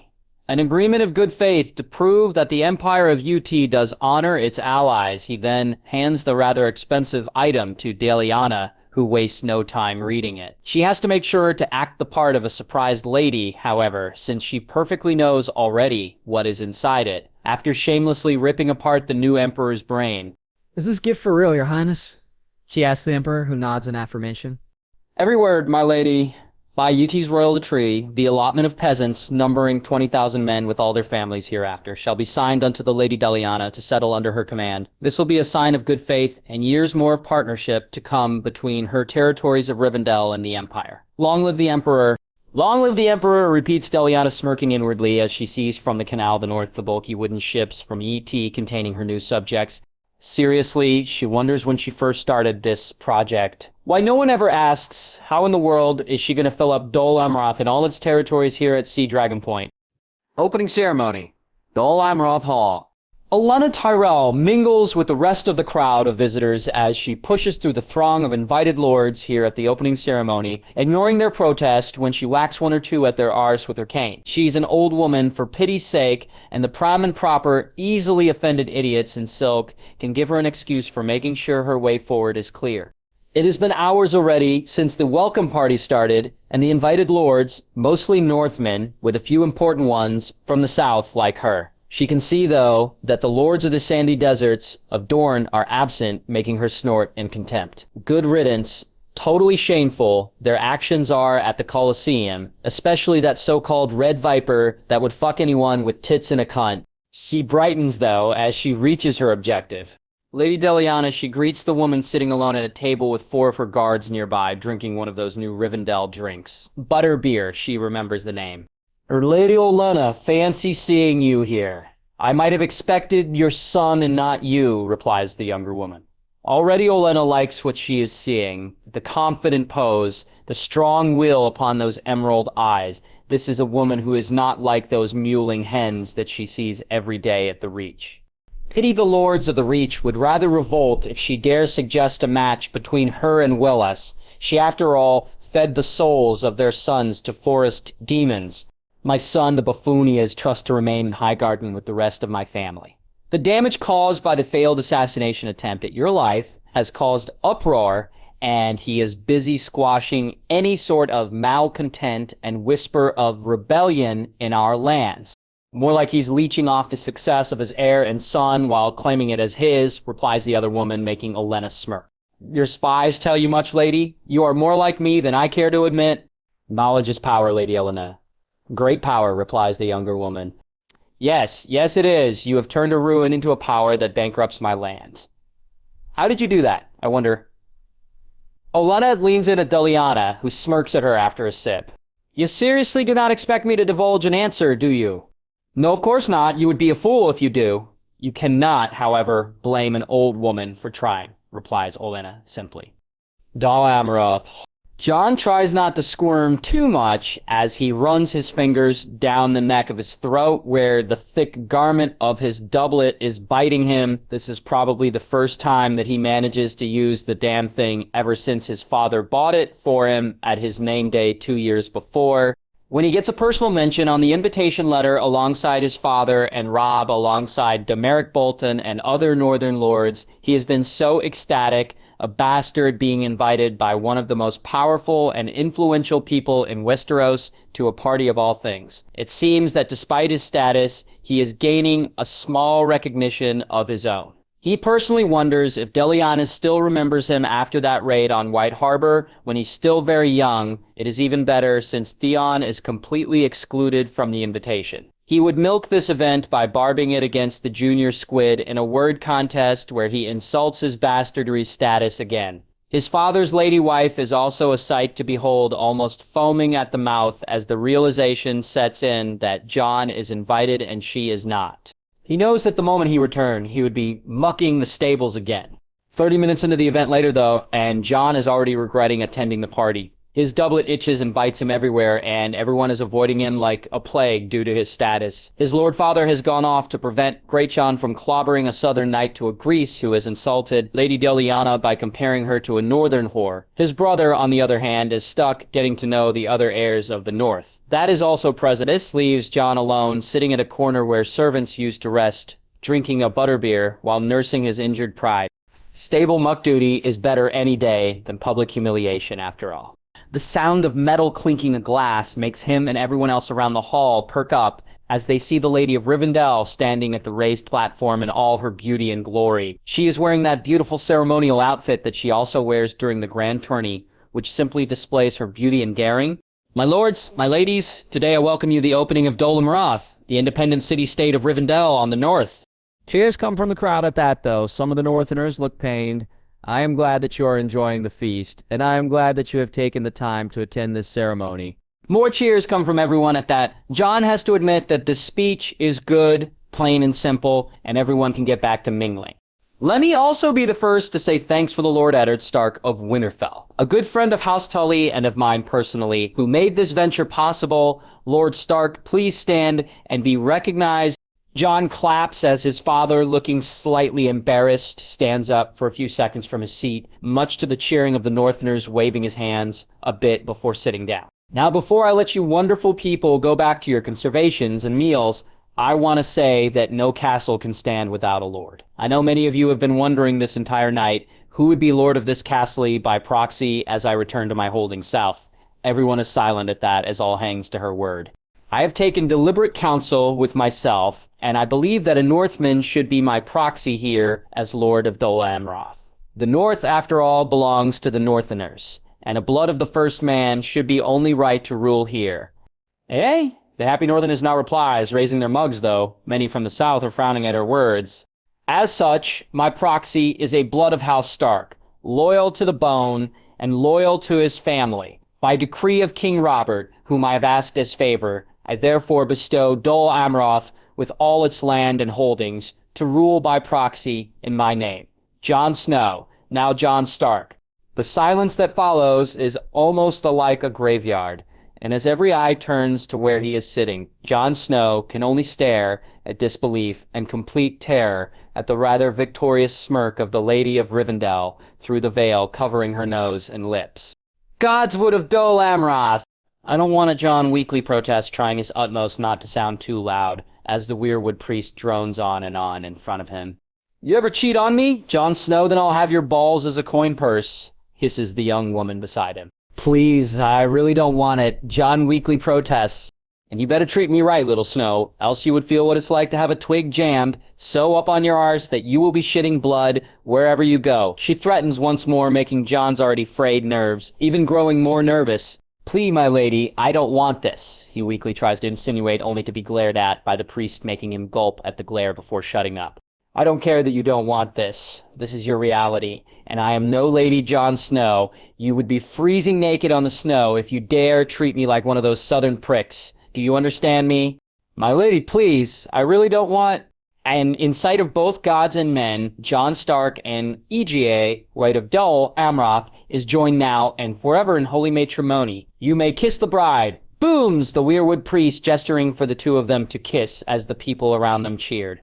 Jon whimpers pathetically at the rather predatory gaze of his now wife, whom he kisses chastely before trying to pull away. Emphasis, however, is on the word trying, as the smaller woman holds his neck captive, nearly breaking it in the process, as she halts his attempt of an escape, as she forces him to lean down and whisper in his ear, I promise you this, Jon Snow, you better man up, else in a few hours I would be the groom and you the bride at the bed, before pulling off and making a beautiful smile at the crowd, and waving much to their jubilation.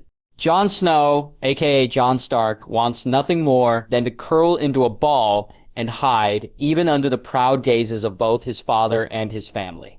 For the first time in his life, he rather misses the scowling face of the Lady Catelyn. At least under her disapproving glare, he would have the reason to run away and hide instead of being put on display. It has been 1 year since Jon experienced the rather abrupt change of his life, ever since the Lady of Rivendell declared that he would be named custodian, her proxy of Dol Amroth. Ever since then, he has been accused of witchcraft, sleazy deals, brain poisoning by many men to the proud Lady of the South, making him miserable. Once even his father takes him to the side and asks him with a stern face whether he's been having a secret affair with the said lady. Jon almost fainted in embarrassment at that. Still, for his own safety, and an attempt to stop the Lady Stark from strangling him on his bed, his father has sent him to Rivendell to be educated on what it means to be a custodian. The assignment of his after all is very good in the eyes of the Northerners. Dol Amroth is in the north, and while being owned by a Southerner many in the north approves of, some of the die-hard lords and ladies still frown at the fact that it would not be holding a Northerner as lord. After all, Dol Amroth is independent of the north and would have its own laws and garrison to boot. To bridge the gap, a sense of binding must be made. Of course, the most logical would be for Robb's hand to Deliana. The young woman, after all, is rich and powerful that only a lord's heir would be enough to contest that. At the same time, however, everyone knows enough that the northern lords want Robb to marry a northern woman, also to preserve the bloodlines of the old men of the Starks. In a way, Jon agrees with them. His father, after all, is raised at the Vale and not at the north, and she married a Southerner who is insulting the northern traditions. by building a sept where it has no place to. He truly understands their desire for northern blood to be propagating here, back in the north, once. Thus his older brother is out and his younger brothers are too young to be on a marriage contract. Thus the responsibility falls into him. With him, after all, is a compromise. A northerner ruling over Dol Amroth, while at the same time would be acquiescing to the rules and regulations that would be set by Rivendell. The area would be independent for Rivendell's benefit. The northerners would have a strong ally, and their traditions respected, with the northerner at the helm of the new city, making sure that they won't be planning invasions by scouring northern lands. Thus, Jon is sent down at Rivendell to be trained for his part as a custodian. Jon would be lying if he says that he does not regret coming to Rivendell. The place is paradise, as the rumors have told. What the rumors haven't included, however, are the devils living within said paradise. In his entire stay there, Jon would always wonder why his brain hasn't taken a vacation outside of his ears. Lyanna, contrary to her looks, is a taskmaster. Plain and simple. Jon's education is one, at best, to the level of being a captain of the guard one day for his brother Robb. Due to his destiny as being custodian one day, the Lady of Rivendell upped his education to that of a lord. Unfortunately, Lyanna's version of teaching is basically, this is a flag of House Manstead. Learn it before shoving the picture and the symbol to him and going to the next one. Suffice it to say that his brain taking a beating would be a great understatement. He also has been to Osgiliath, where under the watchful eye of the Watcher, Draco, Jon continues his training in arms. His skill in swordsmanship is something that Jon has always been rather proud of. He, after all, can always beat Robb in the yard. Draco literally beat him into submission for his arrogance. The man is nothing like Sir Odric and does not hold back on his attacks. Suffice it to say, at the end of each day, Jon would be found groaning on his cot, all purple-eyed and blue side by side with Edmure Tully, who is apparently also training for love. Long story short, Jon is as ready as he can be after 1 year of turning his insides into outsides and vice versa. The last deal, however, for his job as custodian of Dol Amroth would be a marriage to one of Lyanna's lieutenants of the Blackguard, to make sure he behaves and not use Dol Amroth's resources into squalor. That is how he met Ygritte. The former wildling is apparently recruited from the north, making her a wildling. Of course, he is dissuaded from saying that word again by his soon-to-be bride when he omitted it during their first meeting, and he gets socked on the jaw. Now here he is, ready to marry the overconfident and fiery young woman who is as ready to squash his cock to chowder and stomp on the remains as she is to fuck him. As he looks to the Cheshire grins of Robb and his brothers, Jon does not know whether he should cry in despair or thank the gods for this advanced gift they are giving him. Winterfell Private Solar. Ned Eddard Stark bites his lip as he gingerly tiptoes, trying his damnedest not to make a sound. Long story short, he has absolutely no desire to hear Catelyn's angry protests about Jon being made custodian of Dol Amroth. When he informs her before, she is almost foaming at the mouth at the news, as he expected, of course. The fact that her bastard sister is making Ned's bastard son the lord of probably the richest and newest castle of the north is probably Cat's worst nightmare. As such, currently, he has no desire to hear her yap. The great Jon and Lord Glover have roped him to a drinking contest, which Ned is now cursing as the hungover rampages inside his head. Bending down to put his boots at the shoe rack at the back of his door, Ned almost succeeds in his desire of silence when out of nowhere a large rat emerges from one of the boots, totally catching Ned by surprise as he shrieks like a woman in surprise and fear as the rat climbs up to his shoulders in seconds. Suffice it to say that Ned's hangover is worsened as Catelyn finds out that he is home, Rivendell. Inner hall.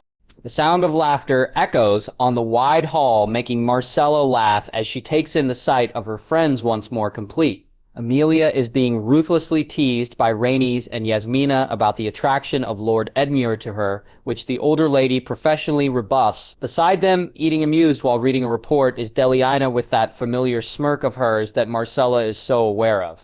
Marcella rather likes this, a neutrality that has been common ever since Deliana recovered and miraculously managed to acquire northern orox in the matter of less than a week. The orox are already a booming source of trade for the lands of Rivendell, and many of the chefs around their controlled territories are itching to get their hands on the meat. Marcella has, for a very long time, already stopped. She wants to believe that Deliana has finally found satisfaction and she would stay, but she knows that it is nothing but wishful thinking. She has more than once ESP her attraction, interest, poring over empty maps, and she knows deep in her heart that Deliana would not stay. In her heart, she truly knows this. Deliana is born for greatness, and if there is anything that she knows about the one she cares for as a mentor and a great friend, it is the fact that she is a free spirit and she go where the wind goes. The evening meal finishes soon, and Marcella finds herself standing on the isle overlooking Rivendell and all its lands, down below the familiar white and blue light of Delianite-infused lamps freely given to the small folk by the green men blazed their glory, turning the darkness away with hues of white, yellow, and blue that can even be seen this far above the last homely house. "Something on your mind, Sella?" A familiar voice talks to her, making Marcella turn to smile at Deliana, who drapes over her shoulder a robe to keep her warm. As usual, she notices that Deliana is wearing pants and a shirt instead of a dress. "I've noticed that you have been adapting that thinking pose of yours when we are at the table. What are you thinking about?" "The future," Marcella simply replies, making the other young woman snort. "Are we leaving soon, exactly?" adds the Princess of Westeros, eyeing the older woman who reacts to her words. "Who told you that?" "Just now, you confirmed it." Lady Deliana, she almost savors the wince that appears at the other's face. It's not every day she can best Deliana with words. "All right, how did you come around to that conclusion in the first place?" "Sella?" she asks. Marcella shrugs simply at that. "I've seen you poring over maps, Della, specifically the unexplored regions, and I've noticed the list of provisions that you have been spending via the servants and riders heading to Dol Amroth." Her ears twitched as she can hear Deliana mutter beneath her breath, something like, "Taught the bloody girl way too much on being devious," before turning to face her with a sigh. "Well, you're obviously observant, Sella.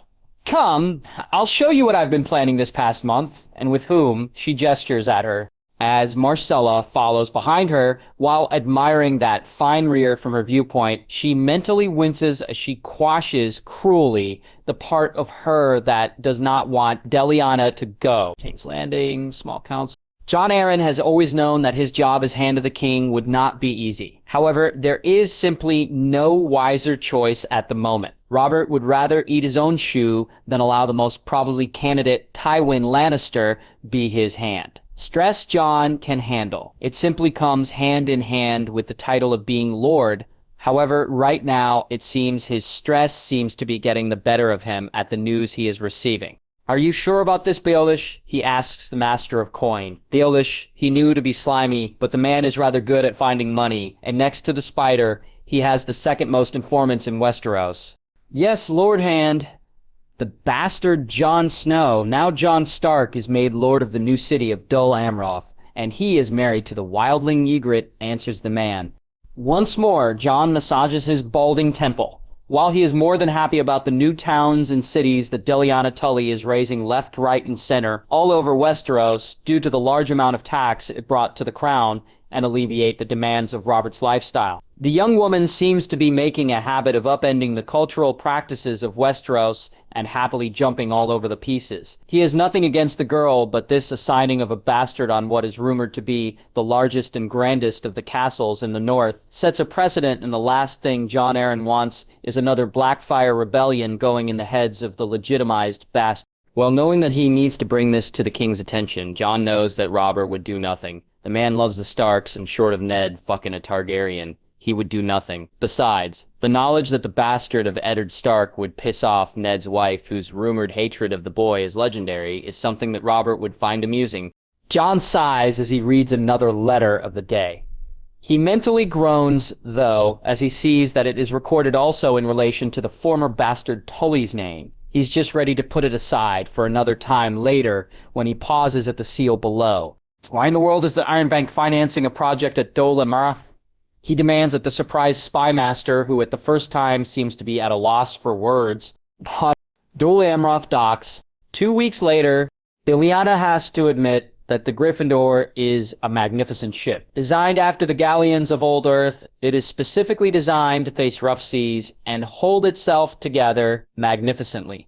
Of course, Lyanna has added her own touch. Inside the rooms of the galleon are heavy expansion charms, making use of the space to expand its crew capacity, and same goes with its storage. The Gryffindor would be the first of its kind to sail the seas west of Westeros, alongside its sister ships, Freedom and Independence. Her crew is all green men and death dealer elites, people who is aware of her use of magic.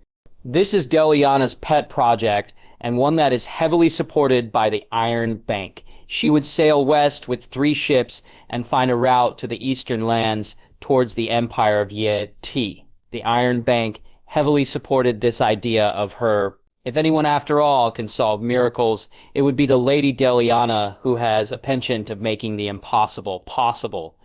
Thus, everything that makes her ship is the best that money can buy. As for Lyanna, the reason she is doing this is because of the simple fact that cold winds are starting to blow from the north. Lyanna has seen the power of the cold enemies that call those regions home. She knows that she needs a game changer, especially if for some abrupt reason magic once again awakens from the land and the legends of old start awakening. She needs to be ready, and only magic can fight against magic. Unlike her previous home, the Muggles here don't have the power of technology that would give them any sort of edge against any of the supernatural. She stares, though, at the planks at the people most precious to her. Approaching them, she smiles at Yasmina, who doesn't hesitate to give her a hug. She then turns at Rhaenys, who smiles at her in silence before hugging her also. Emilia needs no words as she bows to her lady. She would remain. She's the Castellan of Rivendell, after all, and there is still Edmure to look out for. Lyanna, however, pauses in front of the Golden Princess, who smiles nervously at her holding. He rans. "So you're now leaving, and you have no idea how long it would take," she simply states. "No, Sella, but I would do my best to finish it as soon as possible," she simply replies. "Then that is good. Take it as an order from a princess lady. Lyanna, come back to me safely." Orders Marcella, making Lyanna grin at that. Marcella never lords her authority over her. Lyanna pauses, though, as a familiar, awkward feeling of silence follows. With a sigh, she walks towards the planks ready to leave, before pausing as her mind conflicted with itself. "Oh, fuck it," she hisses before rushing back to a surprised Marcella, whom she does not hesitate to kiss on the lips. 10 seconds later, a screaming Jon is being hauled bodily via cock by an irate Ygritte who doesn't appreciate that he is finding the scene of 2 women kissing hot. 2 years since Lyanna's expedition around the world. We push forward, onward, men. Edmure calls out as he eggs his company of 200 men against the small castle. It is more like a fort instead of a castle, in fact, since it only has a low wall as high as 3 men lumped together. Marygate belongs to a landed knight of the Riverlands named Sir Pierre. The knight has been killed alongside with his family, and his retainers are driven off by the Ironborn raiders allied with some pirates from the Stepstones that have made landfall on the west. Of course, since Marygate is subject under Sigurd of Lord Mallister, it falls to Edmure to answer the call, leading some of House Tully's River Guard with almost 150 Mallister men at arms for support against the small fort. As it is, though, the attack is completely not going well. The Ironborn is, of course, using the traditional spear and bows to fight off the Riverlanders, something that they can deal with via shields. The Stepstone pirates, however, are using slings, and they are very good at it. Stones almost invisible strike down against the Riverlanders, making most of them stone shy under the bombardment. Of course, since the fort is set on the highest part of a slope, the pirates roll down large stones, catching the Riverlanders off guard, messing many up as bones are broken. A large stone, the size of his body, an effigy probably of the first lord of the fort, is thrown, and the Riverlanders panicked as more than 10 men are thrown off their feet. The attack has broken the wall of shields, leaving a couple or so wounded behind as they fell back a couple of paces to avoid the hail of arrows and stones on the gap. One brave pirate, probably a lieutenant, jump off the small wall, rushing to the wounded and cutting off the head of one man. Taking the fallen man's helmet to himself, he rushes back to his comrades with cheers and jeers against the defenders. Single formation. Marshal Eric, the commander of the small band of Lannister men, shouts, urging his men once more forward. A stone comes out of nowhere and clangs his head, sending him immediately to the ground, blood pooling all over his helmet. Rushing at his side, Edmure checks for vitals, only to grimace at the result. He is among the dead now, and there's nothing Edmure can do about it. He growls, though, at the direction of the fort. These raiders will pay men with me, he roars, picking up one of the missed spears used by the Ironborn. He stares at his target, the man who has murdered one of the injured before hurling the spear with all his might. The weapon sails cleanly on the air. His target barely manages to recognize the danger he is currently in before the spear lodged itself into his thigh, making him wail before falling back on his side of the wall. Javelin's up. A very familiar voice commands, making Edmure turn and smile despite his dust and blood-covered form at the sight of his wife. Emilia, I do not expect to see you here, he beams happily at the sight of her in full Death Dealer garb with about 50 of the Black Guard forming up on the front ranks of his men. And I do not expect that it would take you this long to deal with dirty pirates only. Answers Emilia, drawing her crossbow. I have half expected that you would be done by now. Sorry, he grins at her toothily. He has been with her enough to know that his beloved wife is probably better than him in almost all fields. Fine. Let's finish this day. Your father is looking for you, she replies before marching to the second line behind the shields. Javelin's up. With a wordless move, the Black Guard forms into familiar disciplined lines before moving forward, shield to shield against the arrows and the stones. The men of Rivendell follows closely behind, a little more undisciplined compared to their eastern counterparts. Launch, she barks out, and immediately the second line launches their spears at the raiders, who does not expect the barrage of heavy weapons, their light armor serving them none. Disorganized from the first barrage, the first line breaks shield cover and launches also, their javelins quickly followed by the third line. In the matter of minutes, the majority of the enemy defenders are dead or dying. Swords forward, she then barks out, much to the enthusiasm of the attackers as they draw blades, getting closer and closer to the fort wall. The enemy fire is now greatly lessened, making the advance a continuous one. Riverlanders, now is your chance, Tetsudo. She calls out the familiar call that the Riverland guards have been forced to practice by Edmure's father. With a cheer, the Lannister men moves forward, turning the familiar walking turtle shield wall, even as the Black Guard disengages from the front. Forward! Forward! She eggs the turtle formation, now braving the enemy missile fire point blank. The enemy, much to their credit, does not falter, and instead hurls a large stone, breaking 2 shields and killing 3 men with their heads broken. Reserves, however, fill the gap, and soon the first of the shields reach the wall. Immediately, those at the back of the formation crouches down, making an impromptu stair of shields, heading up top to the wall.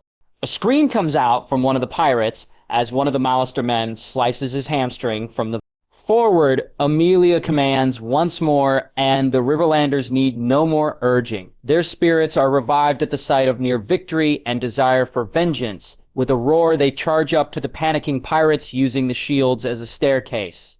How long do you think before we manage to retake the fort? Asks Edmure at Emilia, who is watching the slaughter take place.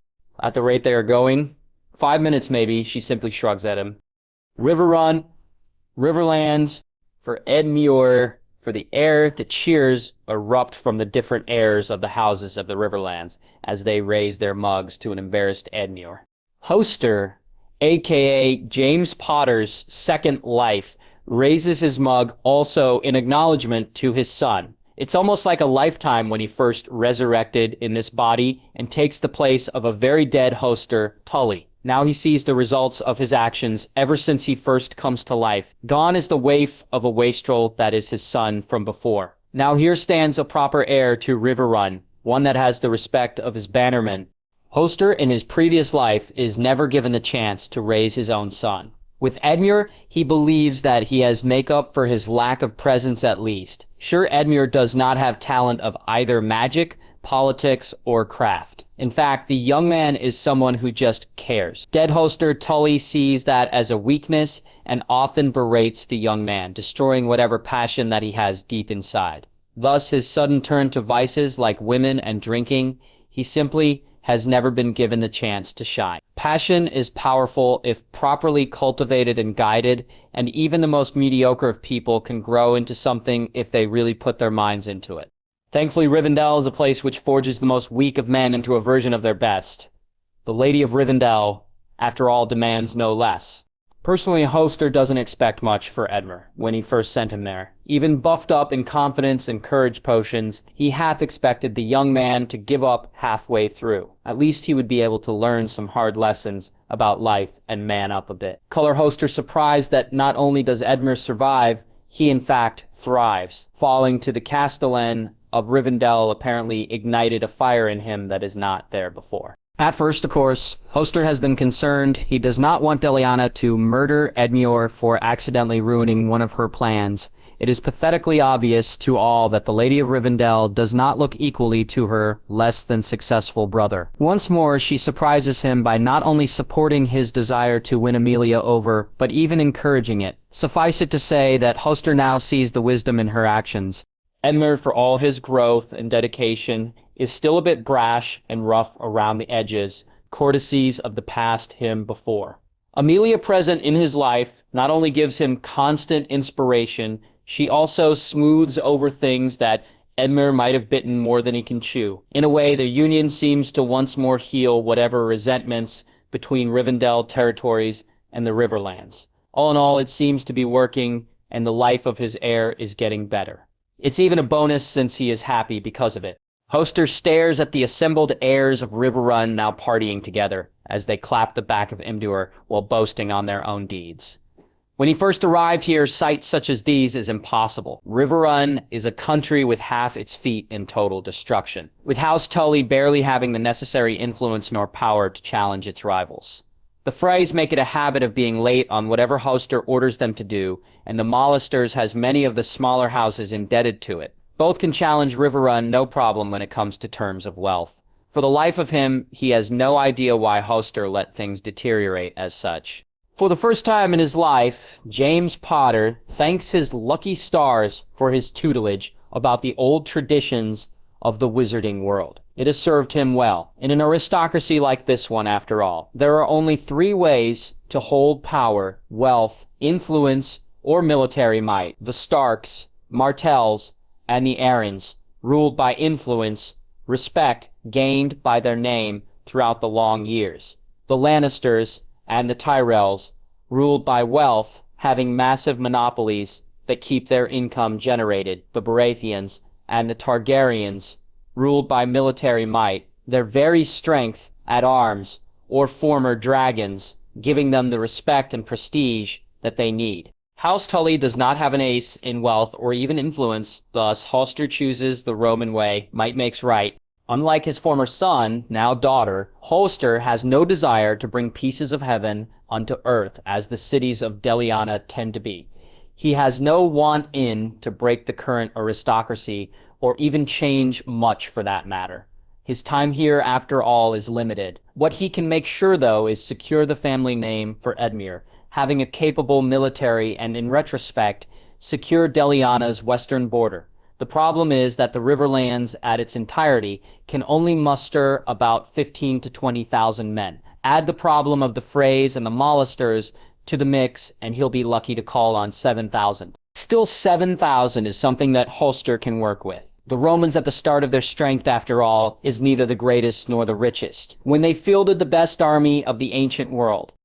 Outside Rivendell, Rhaenys stands frowning as she watches the line upon line of tents camped on the open fields surrounding Riverrun. The Lady Emilia has personally asked her presence here alongside that of Draco to help manage her little side project of turning these farm boys and fisher folk into legionnaires of Riverrun. Normally, it would be Emilia teaching the poor bastards how to be soldiers, since she's the one invested in this due to being married to Edmure, but she is currently stuck on the castle to enjoy the festivities after driving off the pirate scum. Rhaenys has absolutely no desire to train someone outside of Rivendell, and she knows Draco shares her sentiment, but the reasoning of Emilia that if they managed to strengthen the Riverlands, it would at least be a buffer in the east for Rivendell. The idea of their former enemies being used as a vanguard meat shield against any would-be enemies is highly appealing for Rhaenys, to say the least.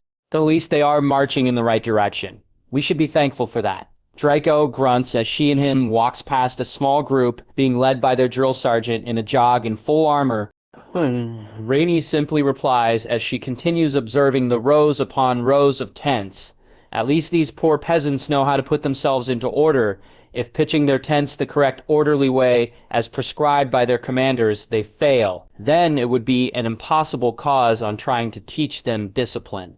Fire! The sound of bows twanging makes the two of them turn to a large archery range, where the archer units are being trained with a thin line of spearmen keeping the enemies at bay while archers support them from the back. You have to admit that the idea of a legion, as the old Tully wants it called, is ingenious, quite similar to how the Black Guard operates, but more stationary and heavy-handed. Comments Draco as they pass a more advanced class of recruits being trained to form the Tetsudo formation.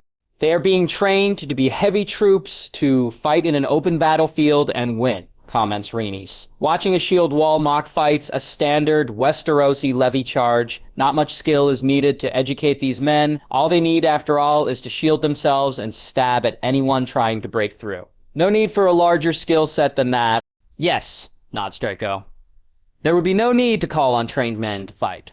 In formations such as this, all they need to is to be equipped and learn how to pull the formations thoroughly. You can call on anyone almost at this rate. Impressive, even I admit that. However, such formations such as this are weak in flanking, or if their formations get broken, imagine a heavy cavalry charge breaking through the wall of shields. It would be chaos. Yes indeed, agrees Rhaenys. That's why Emilia is putting so much effort on making sure that their formations do not break under the heat of battle. So far, the 500 that she has sent with Edmure on routing down those pirates have proven themselves quite efficient. Still, Master, tell me, why are you not training them in the same fervor as you would the Blackguard or the Death Dealers? Draco only smiles toothily at her. Never teach potential enemies to be greater than you, my dear student. Rivendell, Myrcella, private quarters. The sound of pants echo on the white walls before finally ending with a breathy moan that is lost in the gusts of the wind that flows through the open arches. A sweat-covered Myrcella Baratheon pulls her lover to her, claiming those cherry-red lips for her own, their naked forms meshing with one another. Another 5 minutes of lovemaking follows before the two disentangles, their bodies panting before Yasmina clutches the now 15-year-old young woman to him. The growth spurt of Myrcella Baratheon is strong under the influence of the health, aging, and regenerative potions.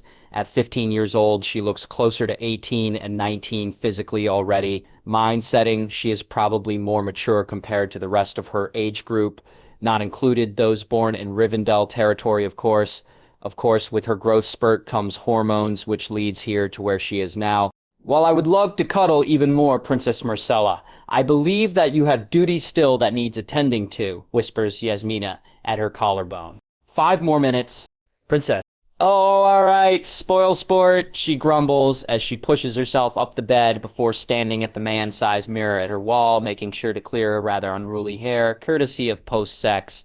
You know, Yasmina, I would return to bed if you keep ogling my ass, Myrcella calls out as she sees through the mirror her lover eyeing her derriere with a lip bite. What can I say, Princess? It's a very impressive arse, replies the concubine, making Myrcella laugh as she pulls a towel over her slender form and returning to sit on the bed, touching the Eastern beauty's face. I will see you tonight, she asks, at the other young woman who bits one of her fingers playfully. Only if I get to have liberties on that ass of yours, she replies, making Myrcella chuckle before leaning in on a kiss. Ever since her maturity, Myrcella has taken Yasmina as her lover. Not only does this give her the know-how in the art of sex and seduction that she plans on using on the Lady of Rivendell soon, but it also calms down her raging hormones. Yasmina has grown into a looker and tutored as a concubine, is an all-out expert in the arts of the bedroom.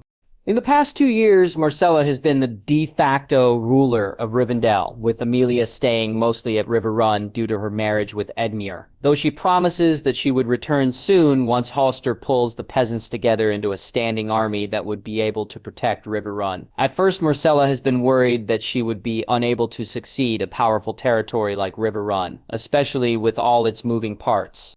Once more she is proven wrong, though. Short of making sure that the ledgers for trade and taxes are correct and signed by her, Marcella has literally nothing to do. Lyanna has designed Rivendellian territories to be self-sufficient, an oiled machine that does not need a ruler's prerogative to continue functioning. Unlike other lands, Rivendell has no minor lords, the small forts of former knights acquiescing to the rule of law under mayors of large towns and homesteads. People are content with the way things are under the watchful eye of the Black Guard, and some of the newly minted Silver Wings Order members. Any sign of dissent is ruthlessly quashed and any thought of treason is completely non-existent. Loyalty potions, cough 2x. Elder Marcus manages almost all of the things, and Marcella only volunteers herself in order to gain experience. In a way, it is quite a lazy life to live. If not for her daily extracurricular activities with Yasmina, she might have been bored. Rhaenys, after all, goes to Riverrun with Emilia, leaving her quite lonely. "Better get dressed, Yas, else you stretching like that invitingly may delay me even more," comments Marcella as her lover stretches on the bed like a cat. Round 5? Yasmina teases with blinking eyes at her. Marcella is just ready to consider the offer when a large shadow passes over the open arch, fast covering the room for a split second in darkness. In a flash, Marcella finds herself being pushed away from the opening side of the arch by Yasmina. Uncaring for her own nudity, the other woman has pulled out the hanging sword on the wall before facing the open arch. "What is it?" asks Marcella in a whisper, clutching the towel to her as, for the first time in her life, she fears something in Rivendell. Something that should not be here. "Why the hell are the guards not shooting?" hisses Yasmina as the quiet peace of the air is disturbed by wingbeat sounds. Marcella only gulps as she clutches the towel to her tighter. Opening of the arch has no way up, so it can't be a person. It is a sheer drop down, and no one would dare climb Rivendell, despite its sewer nature. It is probably one of the most heavily guarded in Westeros, with the death dealers taking their stations zealously. So far, only one thing comes to mind for Marcella when it comes to flying things: dragons. She's not exactly insured about that realization. She still recalls Joffrey's favorite story of Queen Rhaenyra being fed to her nephew's dragon, alive. The sound of wind beating soon comes louder and louder, and Marcella shivers as Yasmina tightens the grip on her sword when the shadow once more looms over the archway. Color her surprise, though, when it is not a dragon that appears flying on the arch, but a large bird-like thing, regal-looking with trimmed feathers and fur blending on one another. The thing that flies midair facing them is something that Marcella has never seen before. It has the forequarters of an eagle and the hindquarters of a lion, with the tail included. It is muscular and powerful looking, with an eagle head with piercing yellow eyes that glares at her with intelligence on it. Its claws looks deadly and large enough that it could rip an armor like paper. It is as big as 2 horses put together in steroids. All in all, with a white mane and golden brown fur in color, it looks like a magnificent but bad-tempered beast if its sudden angry squawk midair is any indication. It is, however, the now tall but young woman sitting atop it, wearing a very familiar ornate backless ceremonial armor from UT, that catches Marcella's attention. "Lady Lyanna?" she asks in confusion as the Lady of Rivendell removes the shawl covering her mouth, showing her happy grin. "Sela, Yas, I have no idea why you two are naked, but I am back," she calls out in a completely childish manner. "This is my friend, by the way, Gadrek. Don't worry, he's friendly," she gestures to the angry-looking flying thing, who squawks again with a piercing glare, which is the exact opposite of friendly. As happy as she is at seeing Lyanna, Marcella's curiosity and fear wins out. "Lady Lyanna, what is that thing?" she asks, pointing at the bird mutation. "Him, not it," replies the happy Lady of Rivendell, simply. "Godric here is a Griffin cella, west of Dol Amroth, along the Cape of Good Hope." The flapping of wings reverberates on the open air as 4 Griffin riders fly over the vast waters a few kilometers west of Dol Amroth. Behind them, 2 massive galleon ships follow in a safe distance as the 4 hovers over the waters before shifting direction again. "Do you see it?" The voice of Marcella reverberates through the soul stones, which is basically simple marble that Lyanna has charmed with receiving spells for communication only, with a lighting spell at its inside to make it look exotic. "I do. Yes, I do," crows Lyanna, seeing the giant dark thing moving over the waters. "It's heading toward you, Rhaenys." "I see it," the Dornish girl replies, turning her magnificent yellow and brown steed to pursue the thing swimming on the waters. "It's gonna surface soon. Should the honor be to me or to you, Lady Emilia? I know you haven't yet tested your mettle with these beasts. I will try, replies the overeager castellan of Rivendell, turning her own black and silver furred Griffin at the direction of Rhaenys. I see it coming up. Spearhook, she barks out at Rhaenys, who throws her one of the large spears that they have prepared beforehand. It's coming up, Diliana shouts out excitedly as the very waters bubbles before exploding as the massive Leviathan takes its breath of air. Needwall, as the ancient Jagathithai of the East calls it, back home through ancient texts, it has another name, Sea Serpent. Its head is long and angular with tendrils that are about 6 feet in length. It is at least as large as a blue whale, and she has seen larger during her voyage around the world. Its jaws are large enough for a horse and a rider to ride clean through with innumerable sharp teeth at its jagged edges. It has giant oar-like flippers jutting out from its chest. According to the people of UT that he has visited, it is basically a pest in the sea, a giant marauder that has a penchant of eating large whales and sharks. It is also anatomically related to the dragons of the air due to parts of its body covered in scales. Here I go, into the pretty spot. Amelia yells out, riding her Griffin only a few meters away from the Nedwall, its beady eyes zeroing on her immediately. Before it can roar out its displeasure, though, Amelia hurls the spearhook, catching it on the soft side between its eyes where there is a small space without scales. Red blood immediately spurts from it. In a thunderous roar, the giant Leviathan thrashes about, nearly creating a small storm as it tries to dive. Amelia doesn't let it, though, as she pulls the rope taut, tied at the spearhook hard. The Nightwall shrieks in fear, agony and anger as it splashes itself high from the sea, large jaws aiming at the Griffin rider. The proud part lion, part bird, though, squawks loudly before banking away from imminent death. The jaws of the Nightwall clamped nothing thus, but empty air, even as Amelia laughs and pulls the rope taut again, prompting the Nightwall to rage and charge her again, only for her to repeat the process of dodging. While immensely powerful, Nidwall have a weakness on their foreheads, which is soft tissue connected to their brain. Nidwall, like whales, need to take in air at the surface, and would die if they can't. Nidwall are bad-tempered creatures, though, and have a habit of destroying and killing only for sport, which includes traveling ships. That is why they must be brought down. Diliana's method on killing them revolves around hooking the soft part of their brains and distracting them enough that the overproud monsters do not even realize till the last second that their anger would be the death of them as they suffocate to death while they are still in rage mode. It is an easy process when you are in a Griffin and have superb aerial supremacy. If anyone tries her method, though, in a boat or on a ship, well, they would have. Already Diliana can see that the Needwall Amelia is facing, slowly suffocating as it try to eat her. She smiles as she counts the time. In a few more minutes, the Needwall would be. She grins as the giant Leviathan tries one more futile attempt to swallow her before crashing on the waves, unmoving as its lifeless body floats, unmoving. She waves a hand for Amelia to stay put, though, in the air. Some of the more stubborn Needwalls tend to give one final death throw in an attempt on taking you with it at the void. A minute and a half before Diliana finally nods at the gathered Griffin riders, who then cheers in victory alongside the crews of the 2 galleons that are staying a safe distance away. Diliana only smiles. Today is a good day. Rivendell Yard. Rhaenys has always believed that her saving by Diliana under the waters is a work of both fate and luck, that she would be able to become somebody in the eyes of everyone as she rides now Sir Arthur, the name she fondly gives to her Griffin, which is black and red in fur and feathers. She can't help but feel that fate is obviously overcompensating her with luck after that experience of hers that made her suffer a million deaths. As such, she maneuvers her Griffin alongside that of Diliana, Marcella, Draco, and Amelia as they fly over the clouds.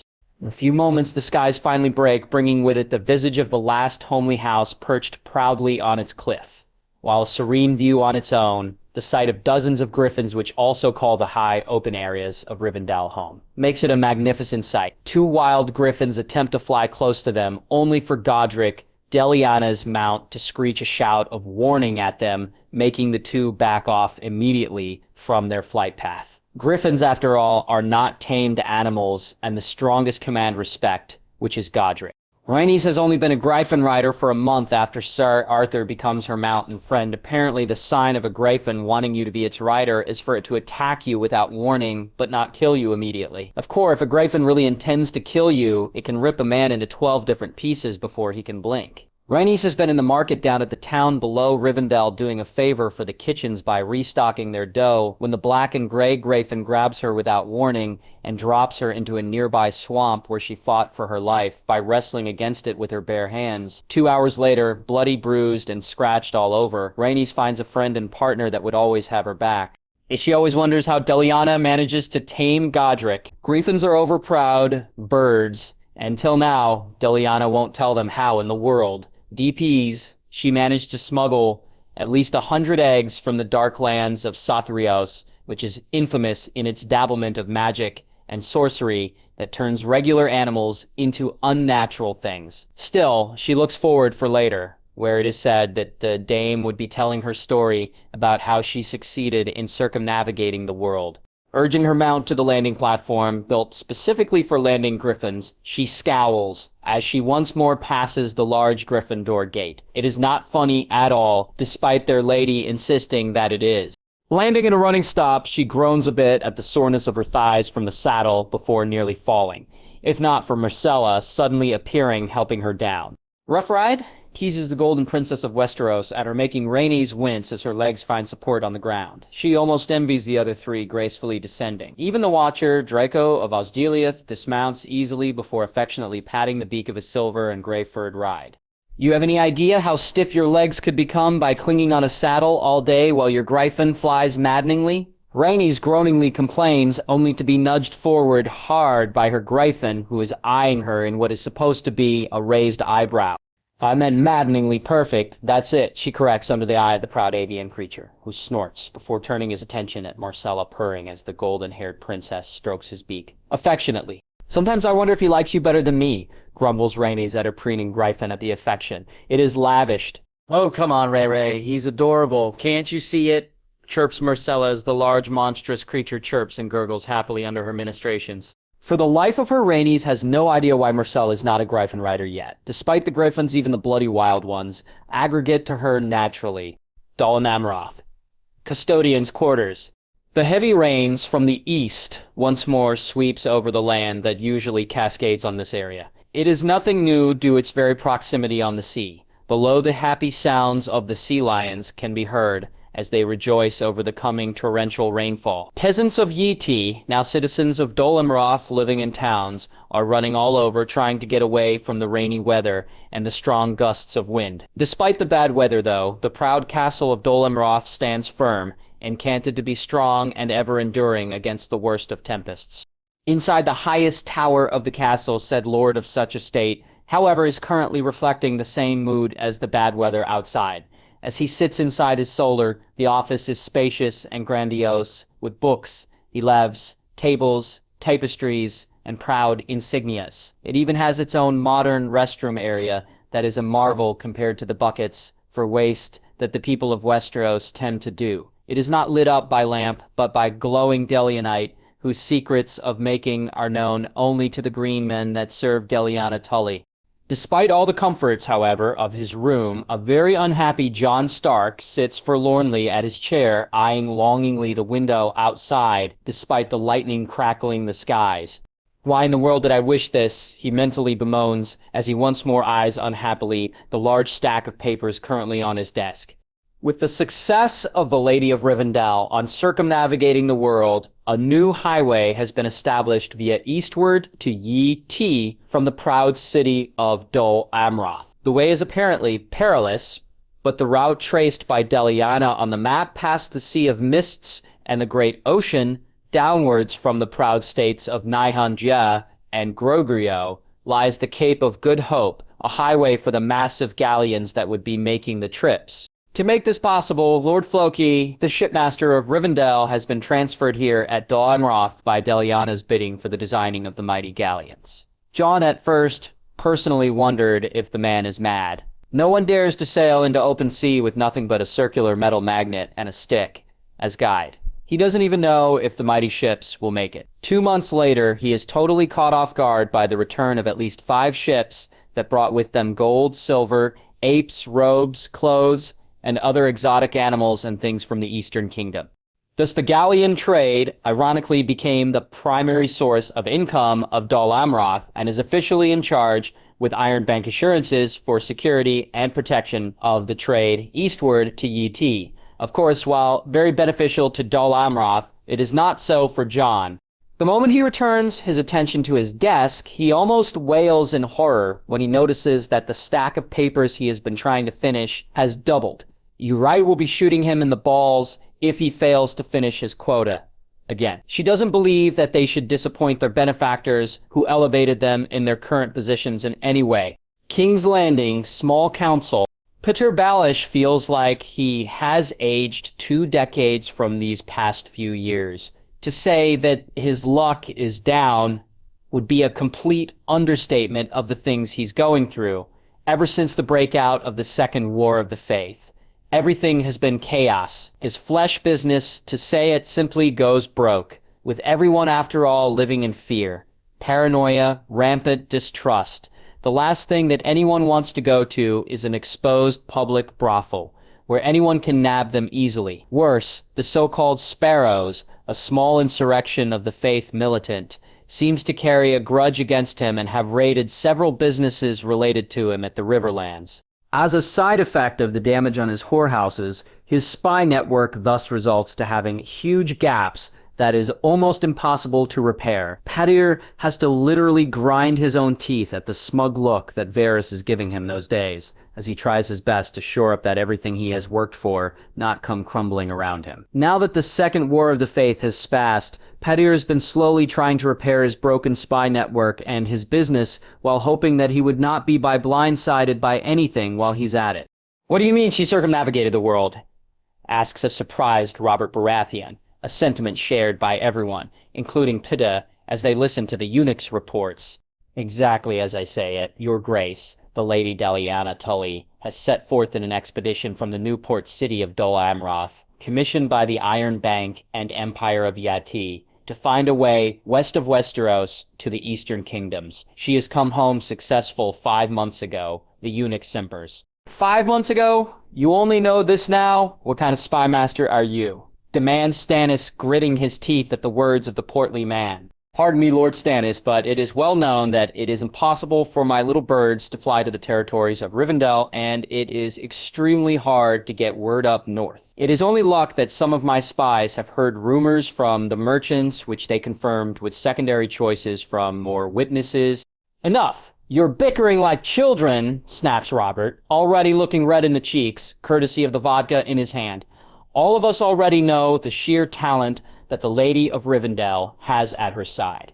Yes, she circumnavigated the world, succeeding on something no one has done before. It is not the first time, and I believe it is not the last time that it would occur either. As far as I am concerned, it is a good thing that the mentor of my daughter would be an overachiever such as this. We should also take pride as to the fact that it is a Westerosi who succeeded on traveling the world and returning back alive."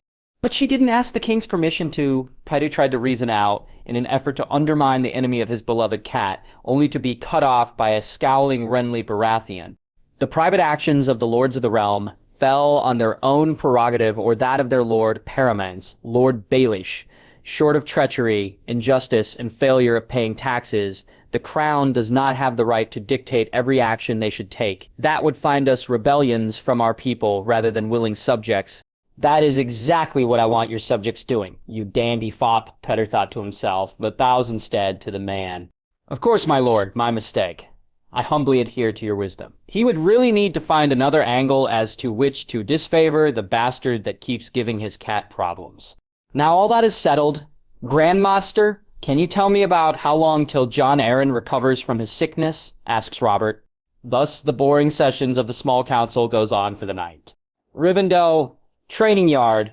While the small council is spending its time in the dark in the business of ruling 7 kingdoms altogether. The mood at the last homely house is joyous. Apparently Draco manages to take large chunks of Nedwall meat from the drowned corpse from before, and have made several trips back and forth by his Griffin, Lucius, carrying the raw meat. The cooks at Rivendell are the best of the best, and soon they transform the tough raw hide of the giant monster to pots of stew so soft and juicy. Alongside the massive amount of pots are also pit fires where pieces of meat are cooked, fried in stones, or simply barbecued. Sourdough bread is also present in large abundance alongside copious amounts of butterbeer. Of course, the word spreads fast about Deliana telling the story of her adventure to circumnavigate the world, and everyone staying at Rivendell alongside with every cousin they have are present. It turns the almost simple storytelling Amelia expected to a small excuse for celebration. A raised marble aisle is made where Deliana can stand, alongside dozens upon dozens of Delianite lamps of green, white, and blue to liven the affair. All in all, it is a festive moment. No surprises there. The people of Rivendell are a joyous folk and would need little reason to party and break out food. Once almost every plate is finished and cleaned up with the attendees taking their fill of their favorite drink and pastry, only does Deliana finally climb the impromptu marble stage, up much to the cheering of the small crowd. "For Our Lady!" Deliana, the navigator, roars one of the chefs to the enthusiasm of the people who bang their mugs in agreement. Amelia watches as Deliana let them have their taste of joy for a while before finally raising both hands to quiet the happy ruckus. All right, everyone, that's enough of the praises. I know I'm awesome, and if I let you guys continue, we will be here all day. Her words are received by amused chuckles from everyone, though. As she requested, they settled down. Now, where do I start? When we first departed towards the great unknown, it is full of excitement and a little bit of fear. After all, no one has dared travel west of Westeros. After all, the unknown is both a source of excitement for us, but also a sense of fear. For days we sailed with a strong western wind blowing us. We have always made sure that we continue sailing west, no matter the odds. The compasses we have made directed us to always sail at the right direction. It is a good thing that I, yours truly, have managed to finish them too in time for our voyage. Else we would never have made it. Many laugh softly at the self-praise of the dame. It is quite well known to everyone that leave in the last homely house, that their lady is vain when it comes to her accomplishments.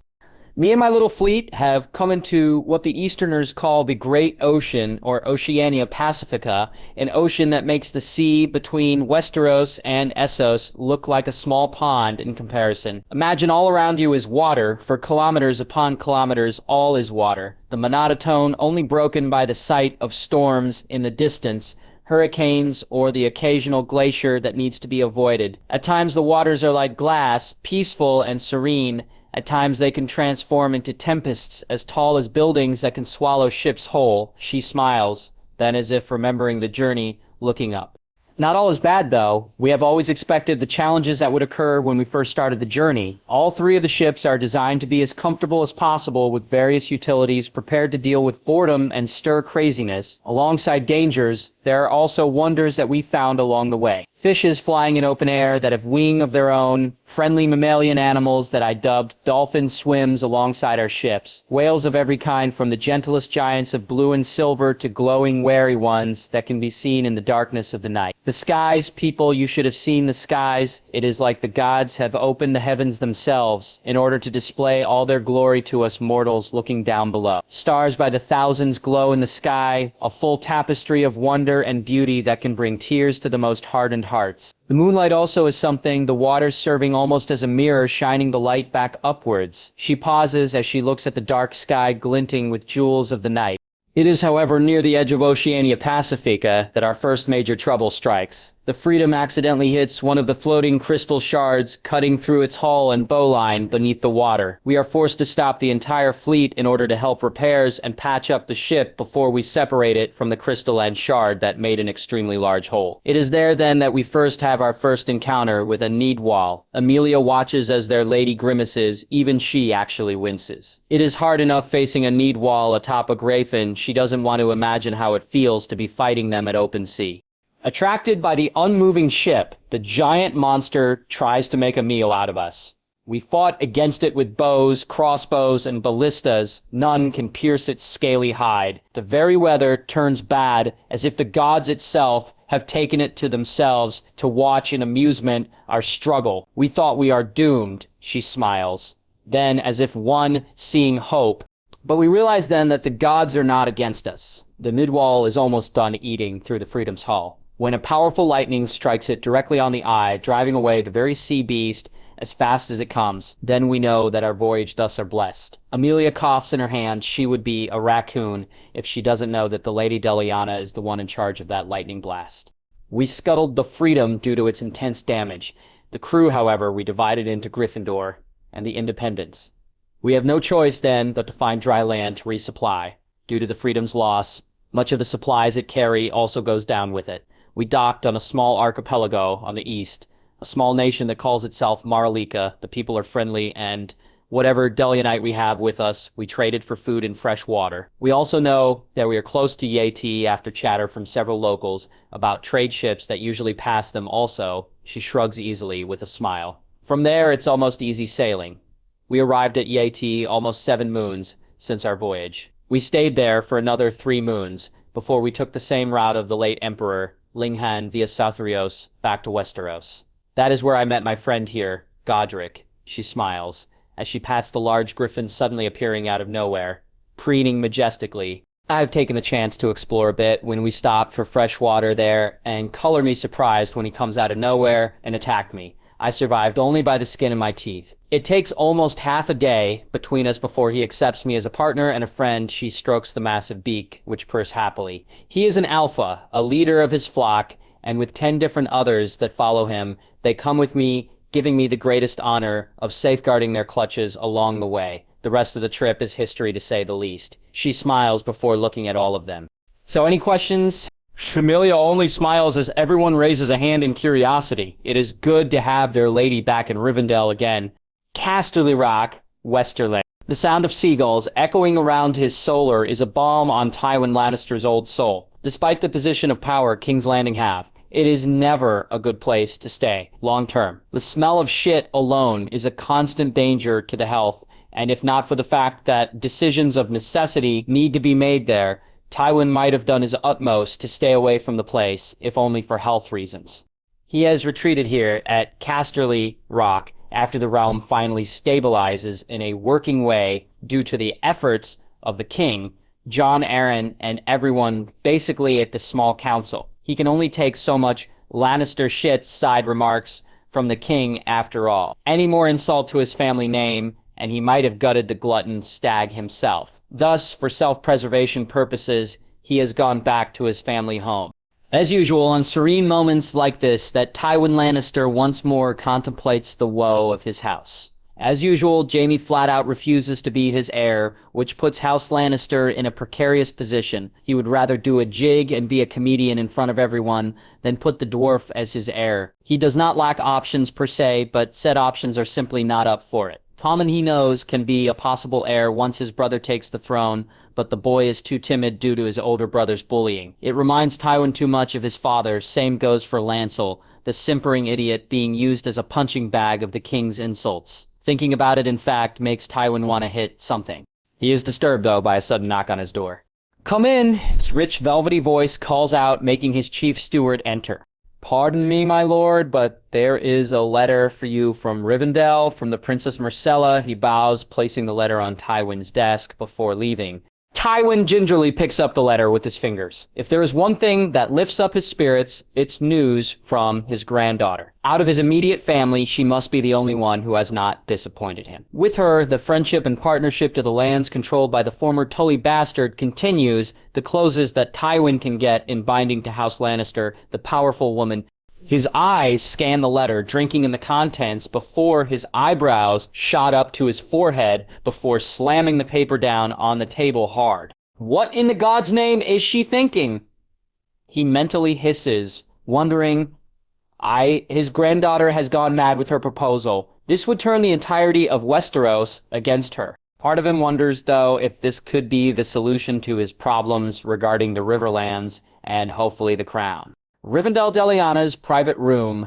The wind of the open aisle brings with it the cold air outside, making Myrcella shiver as she pulls her evening gown over her form. For the life of her, she wonders how can Deliana bear the cold air while wearing only that ornate armor from Yeti, which in Myrcella's opinion shows a lot of skin for any eye to see, something she personally disapproves of. Finding time for a private chat with Deliana ever since she returned has been proven difficult. The dame's time has been taken up of her being updated of everything about Rivendell and its extending territories, while Myrcella herself has done a good job on keeping everything running. She understands Deliana's desire to be updated.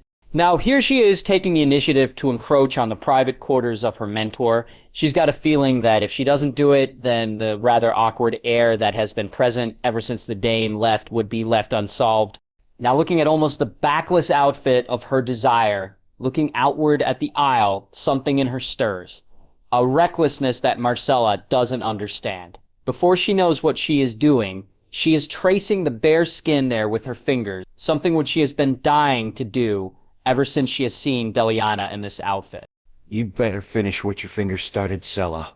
A throaty pleased sigh comes from the Lady of Rivendell at her touch. You know it's me? Myrcella asks huskily, her daring attitude consuming her. Nothing creeps and crawls within Rivendell without me knowing, she simply replies, before facing only stares hungrily at that beautiful face and slender neck which she longs to bite. So you know why I am here, then? She asks boldly, letting her hands travel to the exposed skin at the waist of her teacher, squeezing the soft portions she can find. As I said, Sella, nothing is hidden from me here, the mischievous face of hers replies, and the answer to your proposal of marriage that you have come here to ask is yes. Myrcella wastes no time slamming her lips with Deliana's, growling like the animal figures of her house. Her hormones drive her, and armor and clothes goes flying before she realizes that the two of them are now in the dame's bed, naked as the day they are born. Somehow she doesn't want it to stop as she savors the forbidden fruit she had been denied for so long.